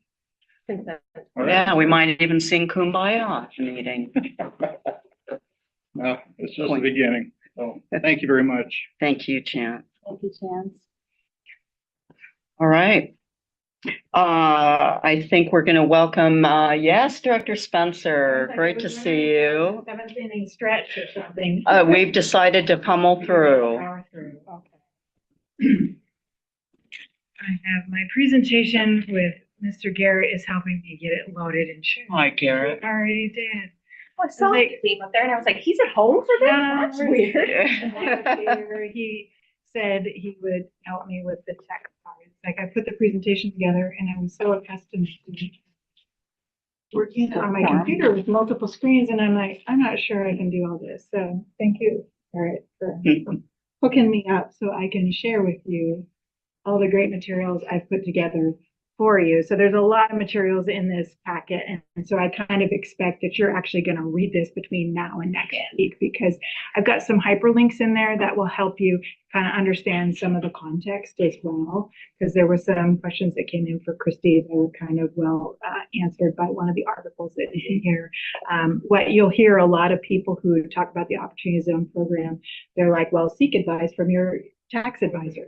I am not a tax advisor, so admittedly, this is not my area of expertise. What I'm most good at is land use planning and setting up community vision and where is our growth going to go, and looking for opportunities that how do we realize that growth. And that's what opportunity zones are. So the opportunity zone is basically a way for long-term investment to improve distressed communities. And we have this great program and this opportunity right now that actually I didn't think we would ever see again. We did this back in 2018, and it was a one-off deal. And on the slide, we have what was now it's been named Opportunity Zone, or Oz 1.0. And the Downtown Regional Center was designated under this program. And it expires in 2028. There's no extensions available. This is it. So when the downtown zone is done, it's just done. Of course, it wants to do updates. No. My goodness. I don't know how to click on it. It's like start now or let it get surprise No, you. we do not want it to surprise. How do we click out of it? Yeah, and is this a phishing? Yes. Is this, Yes. through our cybersecurity training, we gotta, Come back. Well, I don't know. And how I'll you- just keep talking. So basically 2026, this year, the feds announced a new program that it's 2.0. And the 2.0 program is, they have selected a lot different criteria for census tracts. Bremerton has, and I gave this overview 2 weeks ago, 7 tracts that are eligible, but there's really only one that meets the criteria, and I'll go through that in the slide deck here. And the next slide that I have after this one that was up on the screen is a comparison of 1.0 to 2. Yeah, we do have You it. got it on that, and my iPad didn't have charge. Basically, a lot of the criticism of the 1.0 program, the primary criticism is there was no reporting. There was no accountability for it. They found that there was a lot of millions of dollars worth of investment in creation of new housing and that kind of opportunity, but there was no real reporting. The benefits of having this is basically it attracts the investments that you've already visioned in our comprehensive plan and our sub-area plan for Harrison Heights, as well as East Park. East Park's already built out, so it's really not something that we're going to realize any kind of growth from. But what's great about the census tract is that it does include East Park, because we can demonstrate to the in the application process that we actually have had some projects and there is some success. So that'll be part of the stories that we tell. But really about getting this is what we want is the more housing that's developed within the tract. And Department of Commerce, and that's linked in the bottom of this the bottom right of this slide, has a really great website that has all sorts of overviews. So you can click that link and it'll take you there. So I kind of hit on 1.0 versus 2.0. 1.0 was supposed to be temporary. We never thought we'd see it again. There was a very limited eligibility map, and the downtown was designated and it's going to expire. This new one is a permanent program. We expect that there will be opportunities for future census tracts that will be identified by the feds. And there is even mention that we could redesignate. So if we're seeing good successes in this Harrison Heights area, if we're successful, then we could potentially be redesignated. Way more better, tighter rules about eligibility of the distressed communities, and a real focus on that, trying to make a lot of improvements. And again, this accountability and reporting so that we have measurable outcomes from investments. And so there's this really great innovation group report, and that's what's linked there on the right. So if you really want to get into the details about how the investments work and all of that, I highly suggest this article. It's one of the best that I found in the research of just trying to do this comparison for you. The proposed designation, what is it that we're proposing? And what we're proposing is the census tract that includes Harrison Heights, East Park, and small parts of neighborhoods nearby. That census tract is abbreviated as the 803. So census tracts have very long numbers, but you can see that it ends with 80300. So the common term would be the 803 census tract. It's shown as Exhibit A in your proposed ordinance. And basically it stretches from Sheridan to down south to East 16th. And I think it's Perry Avenue on the west, or on the east side, and then Warren Avenue on the west. The Washington State application process requires the local government to take action to authorize the application, and they suggest that you do so with a resolution. And that resolution, when you're passing a resolution, it also allows an additional opportunity for public comment. So we're recommending that you bring this forward and take public comment on the resolution. We have a really great story. Our comprehensive plan has just been completed. Our sub-area planning process, both of those things had a high level of public engagement. We determined where the growth was going to come. So we have a good story to tell about public engagement, and this will just help kind of seal the deal as we prepare the application. Why is this census tract chosen? And there's 3 criteria that Department of Commerce has established, and that's community need. Is it ready? And this is going to do it again. How'd you call it, Gary? Could you do it within? Oh, is it doing in the background? Yeah. Hopefully it doesn't reboot your computer. The community need, the most significant is that Harrison Hospital site is 7.5 acres. It's been demolished. It's for all practical purposes, a greenfield site with infrastructure ready to support it. And that's significant. I'm not sure that there's any other census tracts out there in urban areas that have that kind vacant opportunity development for transformation. We have a market readiness test, which is, do we have permits that have happened in the area? Yes, we do, thanks to East Park, but we also have the Sage apartments that were completed. They want you to look back about 3 years, and this back in 24, I think it was. So we're still doing all the data and the research and kind of the analysis of which parcels to highlight, because Department of Commerce is not going to let us choose very many of them to highlight to tell our story in our application. So we're trying to choose the best ones. We know for certain that we'll highlight the vacant Harrison Hospital site because it will be a transformation of the district for sure. We also have permits and pre-submittal conferences that have come in for this area, that the permits have been sitting here waiting since 2024, and they aren't moving forward because they don't have investment. So they're basically on hold. So that's the Babel project that I think some of you have heard about. So we have permits that are complete, but then permits that are in this kind of in-between space that they can't move forward because they don't have private investment, despite permits that are ready to go. And the policy alignment test, as I mentioned before, we've done extensive outreach for the public process to develop the Harrison Heights plan, our comprehensive plan update. We have the market study and the planned action EIS that goes with Harrison Heights. And all of that is available on the city's website. Christy, you had asked the question, can you get a hold of those? And we have those all up on the city's website if you want to take a look at them. And basically, despite the strong potential, I think an opportunity zone designation would help overcome some of the challenges of getting investment and actually achieving some of the housing goals that we've established. Also, part of the readiness, there's a massive amount of public investment that occurred within a 10-minute walk shed, and this is the Exhibit C to the ordinance, shows everything that's a community asset within close distance of that, from schools and Boys and Girls Club to planned bus rapid transit, the walkability. So there's a lot that tells a really good story about why this census tract. Addressing a common criticism, we will hear oftentimes that opportunity zone is just going to benefit wealthy investors. And in reality, the opportunity zone designation doesn't determine the outcome. The council has already determined the outcome. You have a comprehensive plan that guides growth, and you've got your sub-area plans that say, this is what we want, and this is where we want significant housing growth.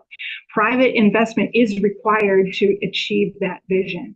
So it's not just benefiting wealthy developers, it's going to achieve our housing goals to make sure the more housing we have, the better off we're going to be. And so, which is what the last bullet is we've already set the local policy for growth and the community priorities. So you've done a tremendous amount of work with that.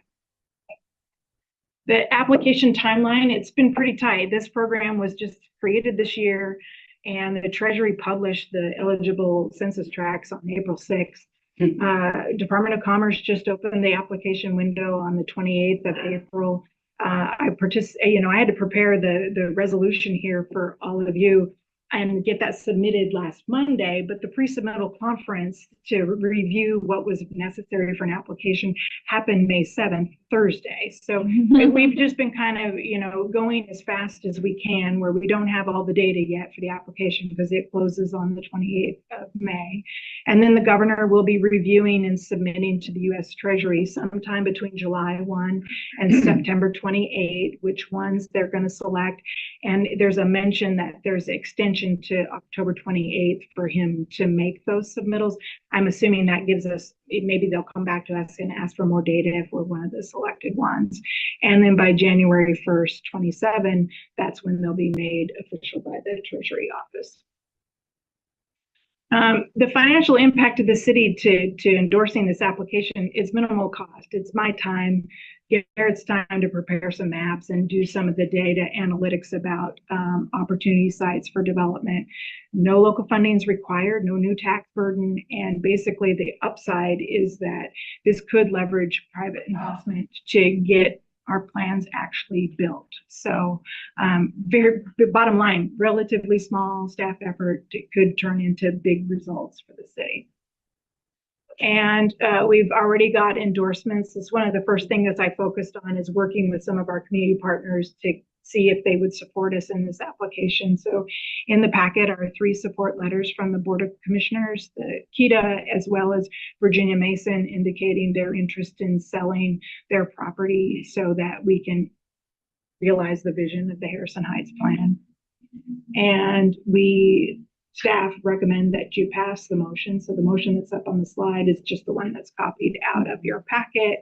And we just want to move forward to be able to attract more private capital to move forward with the plans that we've already established. And that's the conclusion of my presentation. Council, Jennifer. Well, I know that this is exciting as it's another tool in the toolbox to fill in the crater. I still want to see the picture of you. But I wanted to kind of just do a quick check-in as we are hearing about all these grants, which is not a grant, this is the designation. Are we at risk of having to I mean, I guess this is a tax designation. So whoever purchases this is going to get like a tax. Can you explain how it works? And so again, I'll preface with what I said before. I am not a tax advisor, so it's about investments, your tax return and what you pay federally. So you get to defer some of what the capital gains are. So it's not property tax at all. It's all related to taxes on income. Investments. It's income. And so I guess since it's coming from the feds, are we at risk of anything with not being able to receive this? I mean, who are we competing with? So in Kitsap County, there's 2 other tracks that are designated for option to apply, and they're in Port Orchard. So Port Orchard is seeking, of their 2 tracks, they're applying for one of theirs because one of theirs appears to match. So the governor can choose 25% of what has been designated in the state of Washington.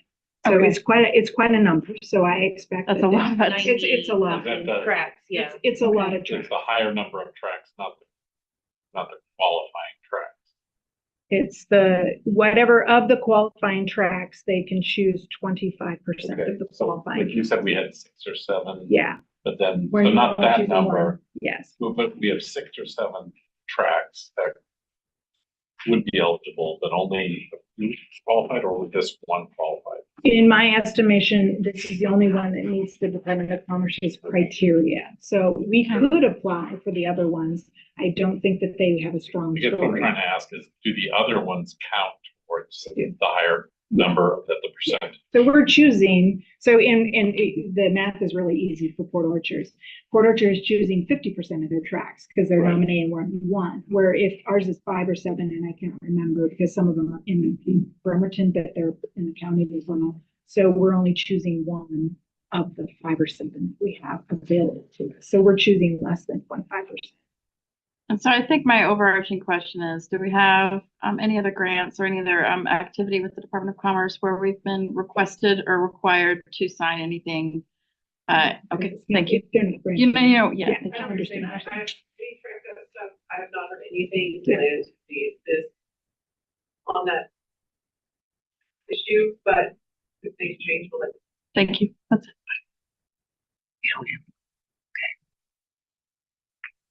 Christy?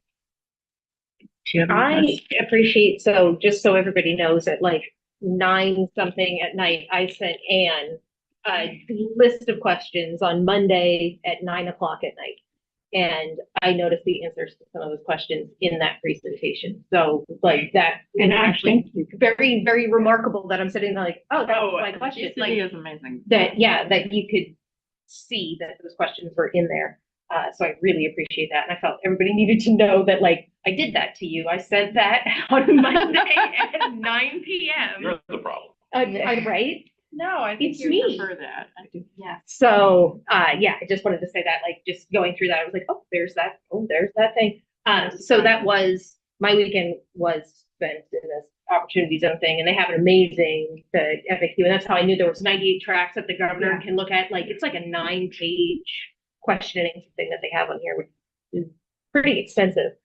So we haven't filled out the application yet because I mean, we're working on parts of it, but there's, so I don't have all the data of the projects and that kind of stuff. Yeah, we were because looking that for. was just to kind of the questions that were there were more geared towards the fact that the resolution itself kept saying there's multiple places where it's like city council finds, and then it would give some data or statistic, and it's like city council finds, and I was like, I'm literally finding nothing. And Right. like, And it's because I was hopeful, so I wrote this before even the pre-application conference to learn really the details of the application.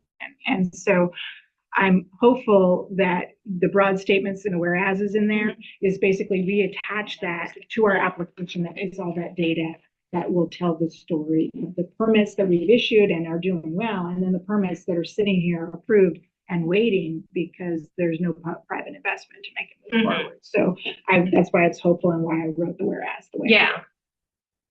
No, because that's my only thing. One of the things that makes me sad, and I'm defensive of this area. As much as I love your crater, I want your crater to be whatever it's supposed to be in life. Like it has a journey, and we are all on it.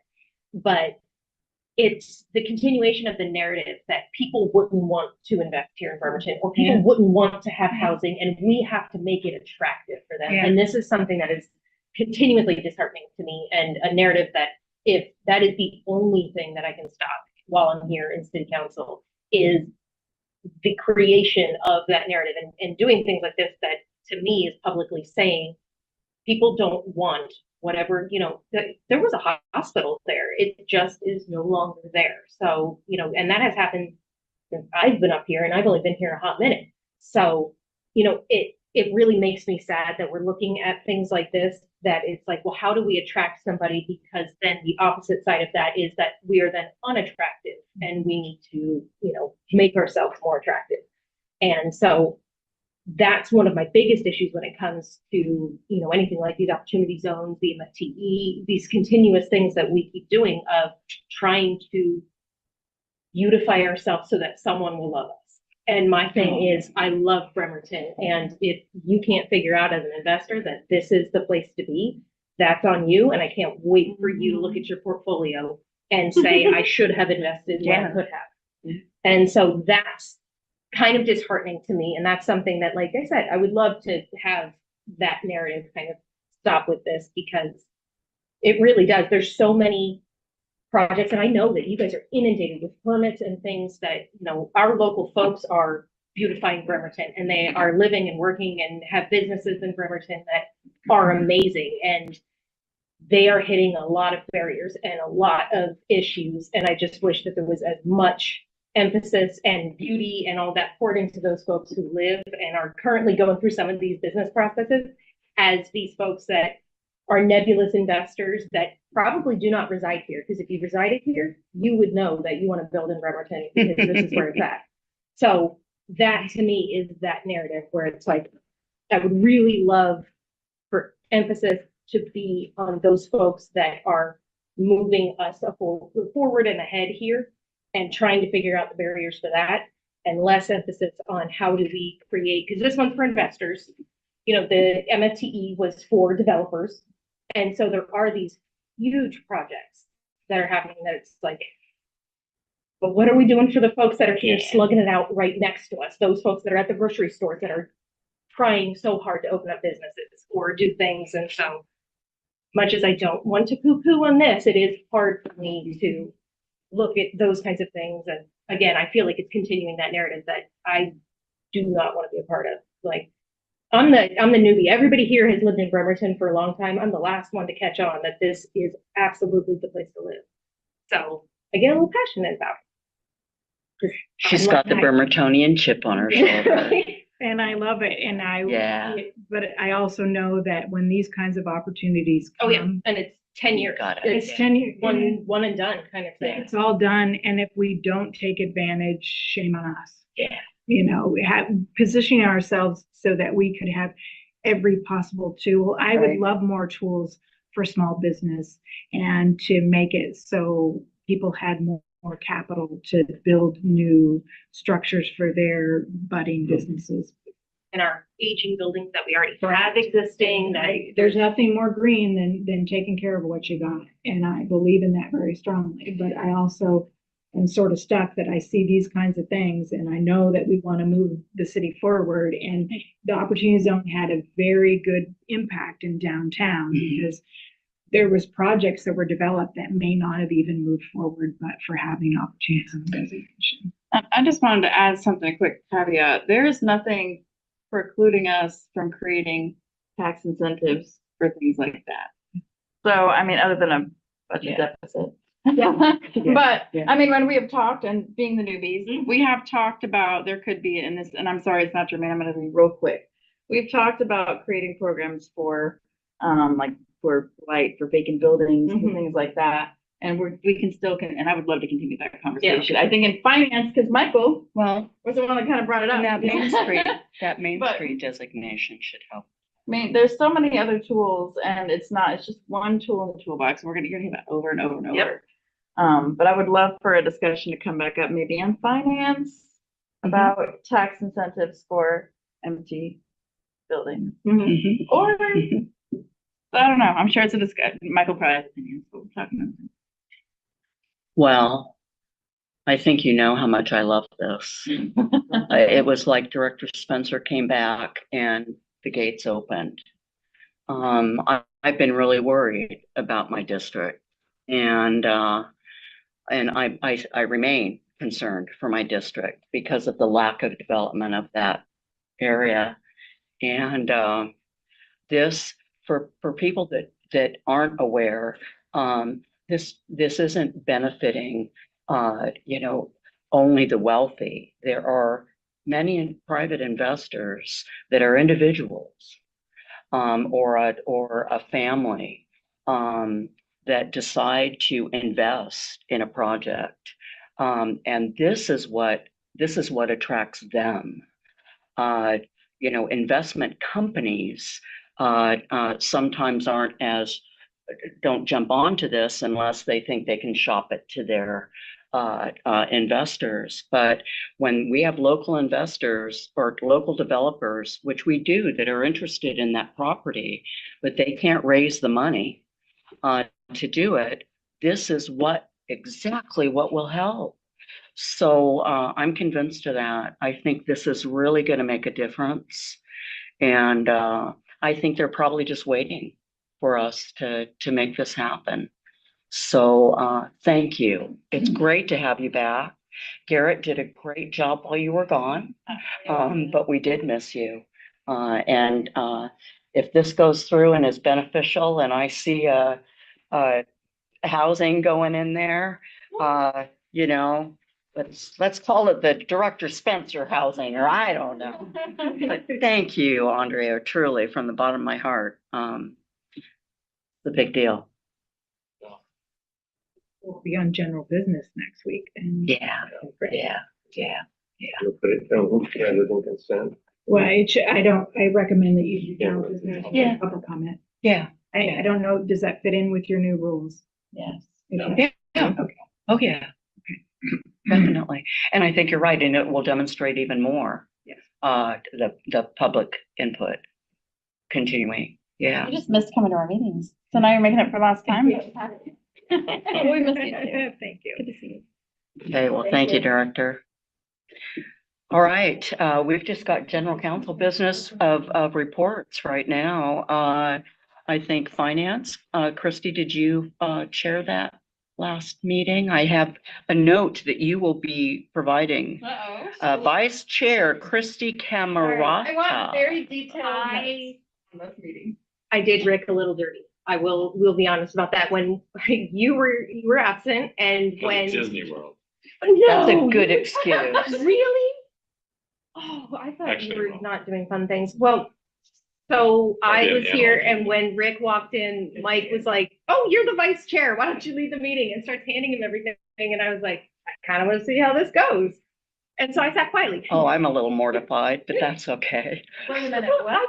I didn't want to correct Mike in all of this and be like, "It's me." And I was like, Did you take credit for being vice chair? Not at all. He did not. He No. got it handed to him and was like, and I just sat there going, "You got this." Okay, then. He led an amazing meeting and it was wonderful and you did a great job. And because I saw myself on the agenda, I'm fully prepared to speak on it, but I don't want to. Please do. Okay. So yes, I did that. Note to give Mike Riley a call. You're not. I don't think that's how we're supposed to do things, Joel. Yeah. Yeah. So, anyway, one of the big things, an email was actually sent to Anne on this one, that Mike had us look at the timeline that had already been sent out in that email. And, one of the big markers is that. Sorry. Go ahead. What's wrong? Nothing. I'll get over it. Okay. Talking. It's me, not you. It's the timeline for the budget that we're looking at for closing out 2025's budget and the projections for 2026 of which departments, who's doing what, when. One of the things that he wanted us to look at as a city council was on that timeline, is there anywhere that we would want to be more involved in? And I did ask specifically, is this a free July 1st? Because July 1st is kind of one of those really big line items that, the executive side of all the directors, everybody gets together and kind of starts talking shop. So he did confirm that it is both sides of it. So that was one thing that was important. And that's why I sent the message to Anne immediately to come out to you guys, was because Rick and I, being the only two that were in that meeting, we also have never experienced the budget. We've never had that frustration of, I wish I was involved at this point in the process. So we tried to get that out as soon as possible to everybody, that they are looking for that information of, is there anywhere the city council would like to be more involved on specific items with that? So I don't know if anybody. So you need all our input on that. Yeah, so that was the email that answer the email. Gotten about right after we had the meeting, so it would have been about a week and a half, 2 weeks ago, coming out to look at that. And like I said, it was important, at least for us, because we've never experienced this. This is not a lived experience for us. So there's things that we could not put input of where points of frustration were in this process. The other thing is that at this moment in time, they are looking at it as a 2-year budget.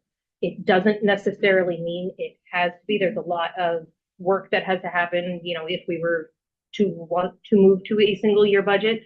But 2 years. It is something that didn't we just move to a 2-year We budget? did, and you did. Yep. So just reporting what happened. All right. Think of it as 2-1. And so that's what he kind of Yeah. said with Like, that, is that is the way that they structure their work, is really the 2-year budget doesn't change much in that. So that was one of the large feedback items. If they're able to plan better with a 2-year, doesn't mean that it's set in stone, right? And then another thing that came up in that was there was the cameras that potentially could be going out to schools. There was robust dialogue that I highly recommend watching the video of, For These some are of the traffic concerns, cameras? yes, the Yeah. traffic camera concerns that came directly from the municipal court side of things. Some budgetary issues that were presented that make those cameras less than enticing on their side of the fence. Oh, can you give us So- a summary rather than direct us to the? What's the summary of what they're concerned about? That they currently don't have the financing to deal with the cameras that they have right now, and so asking for any additional cameras without significant budget is a non-negotiable item for them. They don't have funding to, well, they don't To manage process the to ticket. process the ticket. Right. Yeah, they don't manage the Many equipment. of, most of the They tickets need are staff. contested, Yeah, Oh, yeah, they are. yeah. so more tickets mean more contested tickets, means more staff, Gotcha. more staff, basically. Yeah. Okay. And budget for the board. Yeah. Judge Beaver himself is on the line and giving us his experience. Good, with good. So my with the question ones that is, he already has. Because we don't know, right? Yeah. if it generates, if it's a revenue generator for their court system, is that where the funding for these go, or is it to the street fund? General fund. So it did say, what we were actually looking at was kind of part one. It was clearing the way for the ability to get and implement these cameras. It was the materials that we would be looking at as city council to agree to. That would be the changes in the Bremerton Municipal Code, specifically talking about some of the financial aspects of it. So that's what we were looking at, is what would need to be changed. BMC and not RCW. We have BMC. Okay, great. And so, and there were certain changes that happened on the RCW level that needed to be made into our Bremerton Municipal Code with that. And that was just done. It was some highlighting things. I think there was certain terminology that was removed. There were different RCW sections that were pointed to that now, is a different subsection kind of thing. But in all of that, yes, there is very specific language in there that it's after the administrative portions of all of this are taken care of, that then that would be, that revenue can go other places. So is there enough revenue to justify adding staff or no? At this moment, we were looking at paving the way, not Okay. implementation. Okay. Okay. Talking about speed cameras in schools. Yeah. Today is enforcement actions by the police when they have the time to do it. Under speed cameras in tool zone, basically every infraction would be identified. And so it would explode the number of tickets, presumably. And given his experience with what he deals with every day, it would significantly increase the number of his workload on the court. And he had identified some needs that, unfortunately, Mike had to leave by the time we had that portion of the presentation. That would probably be best directed to that, having to do with some financial aspects and things that are not our wheelhouse. And he did ask the question, was the intent of this revenue or safety? And our response was safety. I mean, yes. Was it? I chaired public safety when this came through, and I think it'd be a combination of both.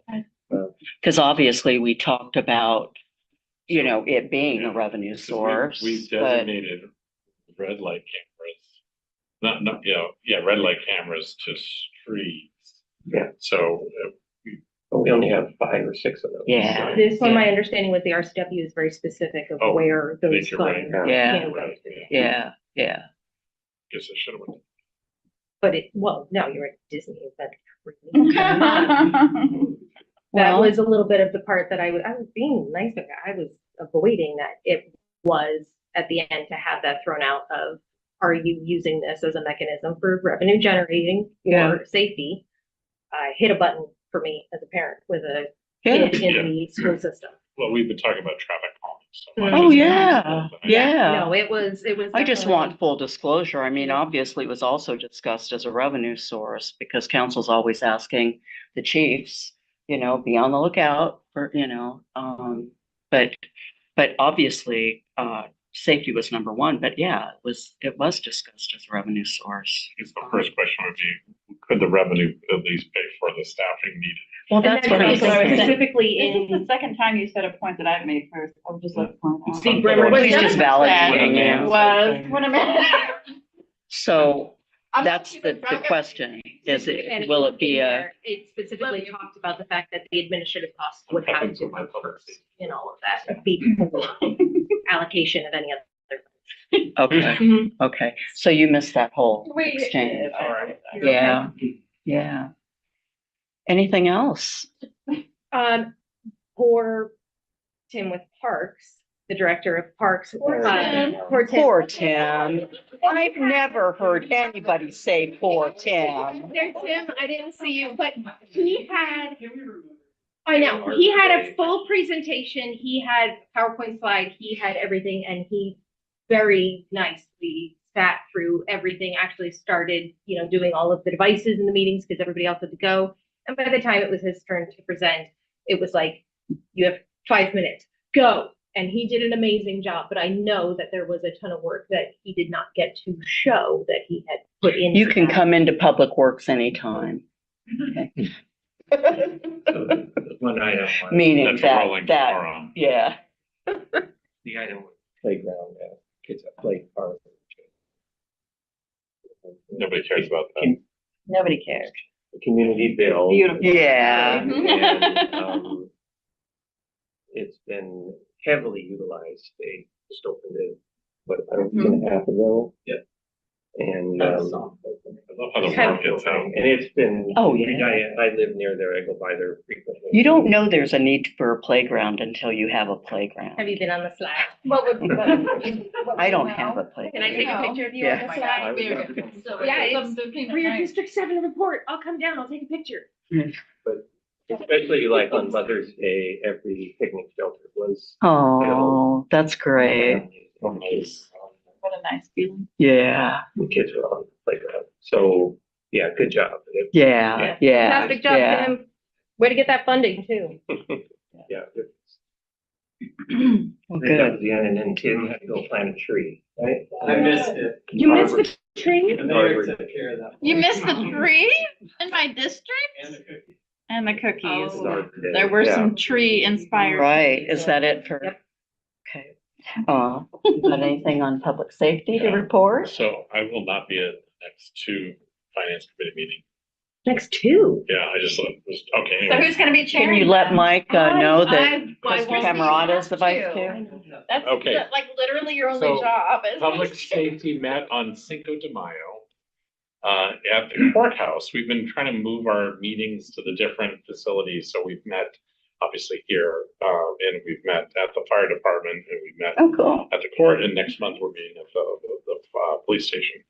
And just to kind of get familiar with that kind of stuff. And even though I kind of was thinking for new council members, I haven't been upstairs at the courthouse. In fact, I couldn't find what room they were in, and they just started the meeting without me in the Let me hallway. tell you where it is. So that's how power hungry some people are on committees. We basically just had a long conversation about fireworks. We kind of just sort of rehashed everything and talked about a lot of pieces. But I think the consensus for everybody kind of in the committee was, let's just kind of hold where we're at. We instituted some stuff. We're hoping, I think, for the long sort of cultural change away from what are not legal in the city of Bremerton. But Maybe to the county. yeah, so I would say the piece that maybe if there's a contention is one of the things that happened when we made the most recent changes is we allowed firework use on July the 3rd. Now, with that, on the 3rd or the 4th, the only thing that are allowed are really things that do stuff in your driveway, on the ground. Anything that launches into the sky, shoots, projects itself, none of that is legal in the city of Bremerton. None of that's able to be sold in the city of Bremerton. We all know. Technically. We all know that people can just, drive across Rydell, they can drive up onto the tribal places, and they can get all kinds of different things. But we're doing what we can to do that. And I personally feel like it needs to be probably like a really countywide citizen initiative or citywide citizen initiative to make that change. But there's a lot of I don't disagree. there's a lot of divisiveness around it, and there's a lot of divisiveness in our in the community as a whole. And I personally again see that as just becoming this just horrible sort of wedge topic right now. So I think that again, we stay the course, we continue to educate. So we are going to amp up education on what is allowed, what isn't allowed, and that type of stuff, and just see if we can kind of continue to move the needle, and anyways, I think that's the bulk of it. There is somewhere photos of Rick breaking open a piñata. The dumpster fire piñata was full of candy. Yay. And Miha, right? Miha made some enchiladas, and we had a lovely For an army lunch. of people. She's got a lot of kids. Right, like- sounds about right. So- She probably like made them in just a couple hours. That's great. Homemade scratch sausage in Well, this yeah. pan. This pan wasn't, it was, Okay. yeah. So, and then I'll just touch on, Christy and I had met with the branch manager of the MLK library, and just, they've been having some issues, and some of it's like weather related with transient folks maybe. Oh, And they do such a great job. But what we've done is we've connected them directly to BPD and through that to Common Street and things like that. And so that they feel that they've got some support and some places to turn. So I think that's all that I can think of from last week, right? Or was it this week? Yeah, the only other thing was learning that the Bremerton website has an incredible section on fireworks that tells you all the do's and the don'ts and what's legal and what's not. And because fireworks are not my thing, I didn't know this, but things like they can't be at our parks, on the streets, you can't light them off in those areas. And I was like, no way. Yeah, I think as council, if we were to share these flyers that will, other people can share and just kind of educate folks. So I'd be happy if we didn't have fireworks, but I just don't think it's It's something that seems to come up every year. Yeah. And elicit a lot of emotion. So. And I I'm don't not think it's sure if going we were to away. put it on the ballot if it would either. So that would not be Yeah. money well spent at this time. That's all I have. Okay. Well, that does segue. I do have another committee meeting, the Kids at 901. Yes, Okay. please. Mostly what we talked about, well, there's two main things we talked about, but really of interest is there's the executive director search going on right now. And so far there's been 38 applicants. More will be revealed on that, but I can tell you what, I did go to Kids Up 901 today for a tour, and you would not believe how many people are going to miss Maria. She's going to be an incredible hole when she leaves, because she takes with her so much institutional knowledge, and I'll talk about that in my council report next week. And then we also talked about board restructuring. There might be too many people on the board. I don't know. And so that was one of the topics that came out of the retreat. So there might be a board restructuring in the future. It's still up in the air. I think we're going to talk about it at the next meeting, whether to shrink it, whether to wait until a new executive director comes on board, and or is it better to have the board already ready for them, or have them be part of the decision-making process for how a board should be structured? I don't know. I mean, the board is their boss. So, yeah, right. And something of interest is that they're going to prototype a non-emergency AI program to help process some of the calls, which sounds concerning, but we're not actually the first organization to use this program. It's been prototyped all over the place. So there's going to be a new AI program coming to help route calls, and for non-emergencies specifically, not for emergencies. Wow. Yeah. Talked a lot about then there's always the radio project, which I have to admit, after being on the board for 2 years, I still don't always understand it, but I'm learning. I think I'm getting there. but it's quite an endeavor, and it's going along really smoothly, and everybody says they're gonna be really happy with the new equipment. And I learned a lot about what kind of equipments are on, like the trucks themselves. And I mean, there's just so much that I learned just in that one meeting about the radios and how they're used. But anyway, that's all I have about Kids 911. It was a really great visit today. Got to sit in on some calls, and I did what I did to the fire department, which is completely cleared the decks. There were absolutely no catastrophic emergencies because I was there.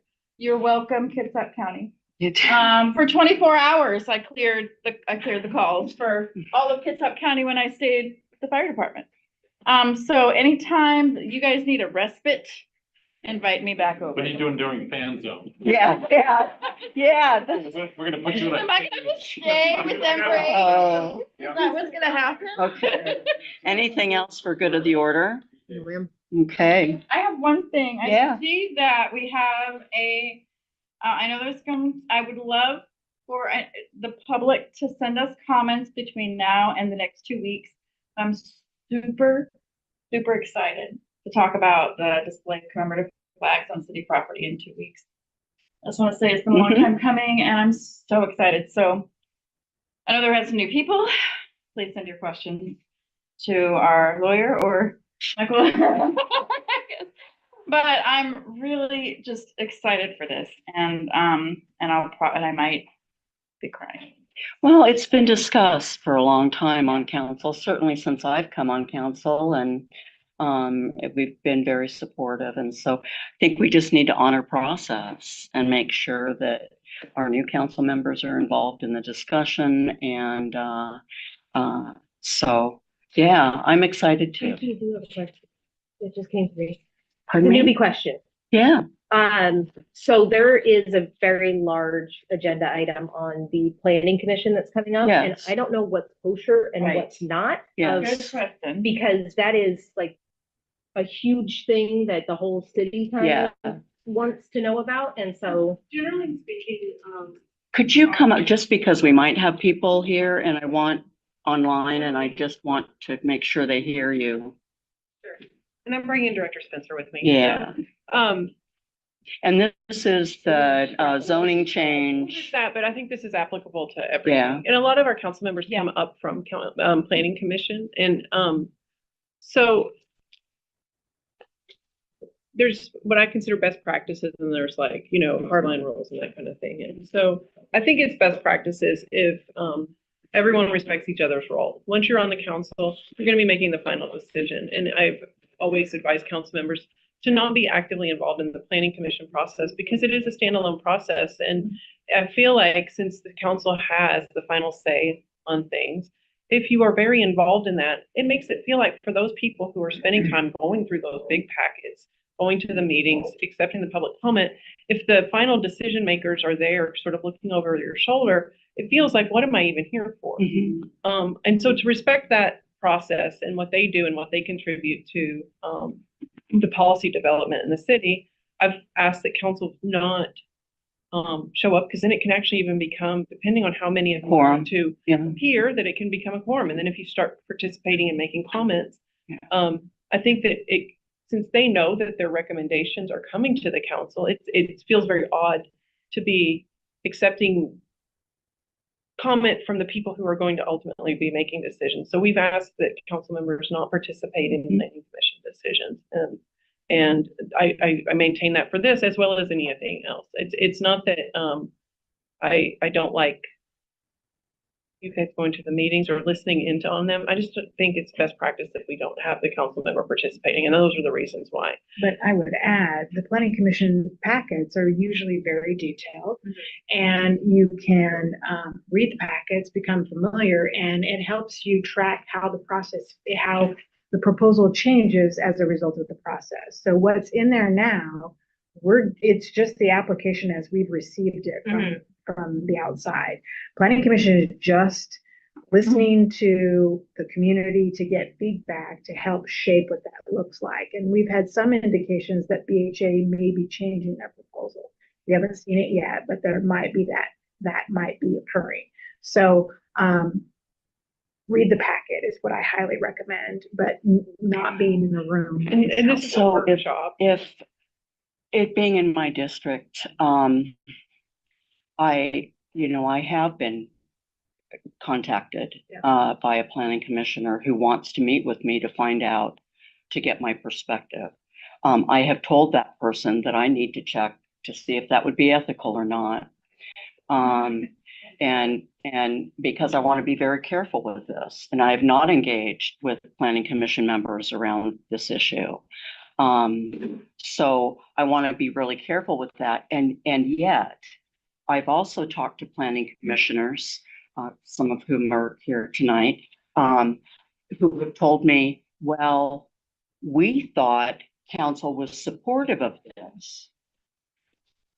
So do you see what I'm saying? We If usually try to communicate that. Okay. If, for example, I can't think of the topic.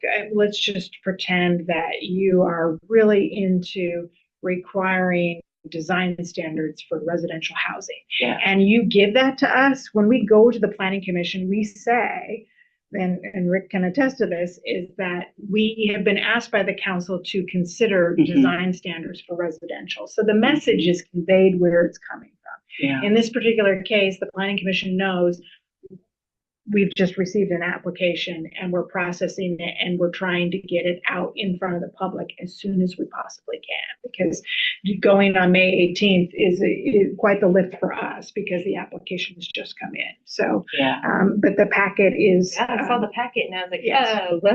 Right. And so that's when I was like, I'm not as interested in being physically present in the room, but was wondering if, we can watch on Zoom. I was gonna say, That's the benefit. That's what I usually do. Okay, so that's what I was gonna ask. Comment. No, don't participate at all. It's great because the sitting in the room, even without saying anything, influences the process. Oh, yeah. I have a huge physical Oh, presence. Ask your I son undertake about it. my I'm burden. sure he's gonna watch it. So huge that they did not know you were those chairs.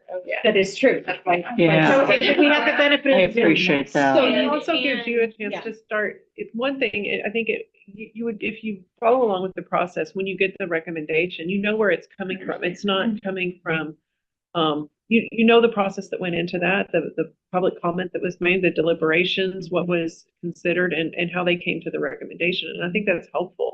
You don't have to go back and you're basically, you're doing your homework now because it is going to be coming forward to you. and the recordings, you don't have to necessarily attend the live meeting. You can watch the recordings later too. Yeah. I just wanted to make sure if somebody saw Christy over like in the long list of people, they were like, what is that? No, you're fine. Okay. Welcome to attend. Okay. So I understand why they would be under the impression we were supportive of, because there's literally an ordinance or a resolution, I'm sorry, that we supported, but that was a while ago. So I wonder what the messaging is that's being conveyed about. Read the packet. Read the packet. Okay, I will. And so to I the did, question though, but- that it's not a quasi judicial action, this is legislative, so we're not under the constraints where they've mostly been removed from our code, but there are circumstances, and if you go to those council member trainings, this isn't a quasi judicial hearing where you can't speak to anyone or take in any extraneous information. It is the legislative decision. You're welcome to Okay. view that. Thank you for clarifying. I didn't want to accidentally. Thank you step for in bringing something it sticky. up. Yeah. Okay. Part of the packet of my. Planning commission. Not the council. Oh, thank you. Yeah. I was gonna say, so there's nothing in our packet. no, That's it's right. planning Planning commission commission packet, Okay, yes. got it. Yeah. That's a lot. And so, we'll be there. That makes more sense why you looked at me, you were like, I did read the packet. And I was like, it's the packet. Different packet. Not that packet. I don't generally read any other commission package. So if the commissioner asks staff, what is the temperature of this? Do they ask that? It's about 50 degrees is mine. What is, because there is history. We received an application. Okay. Side. And Okay. if you read the packet, you can kind of see our recommendation and bent on it. Yeah, Okay. yeah, okay. All right. Thank you for that. Yeah. Anything else for good of the order? All right. Thank you, Director. Thank you, Kylie. I want to let everyone know that Dr. Briggs will be hosting a table at the upcoming Help Us Make a Neighborhood Human Conference at Olympic College on Friday, May 22nd from 8 to 4:30 p.m. The conference is designed as a hands-on, community-centered experience focused on belonging, resilience, and practical strategies to strengthen the communities we serve. Anne provided her with our city council flyer for the table that I'm sure has our new picture on it. She's also collecting materials and giveaways from the departments. If anyone is interested in joining Janice, please let the council office know so we can provide a list to OC by this Friday. The next council meeting will be on Wednesday, May 20th, starting at 5:30 p.m. in the first floor meeting chambers of the Norm Dix Government Center. The public is invited to attend in person or remotely, and limited oral comment is resumed. If attending the meeting in person is difficult due to disability, limited mobility, or other barriers, participants may request to provide their comments remotely. To arrange this accommodation, please contact the city clerk by 2 p.m. on the day before the regular city council meeting. Details can be found by clicking on the council alert at the top of the city council webpage. This meeting is adjourned. Vice President.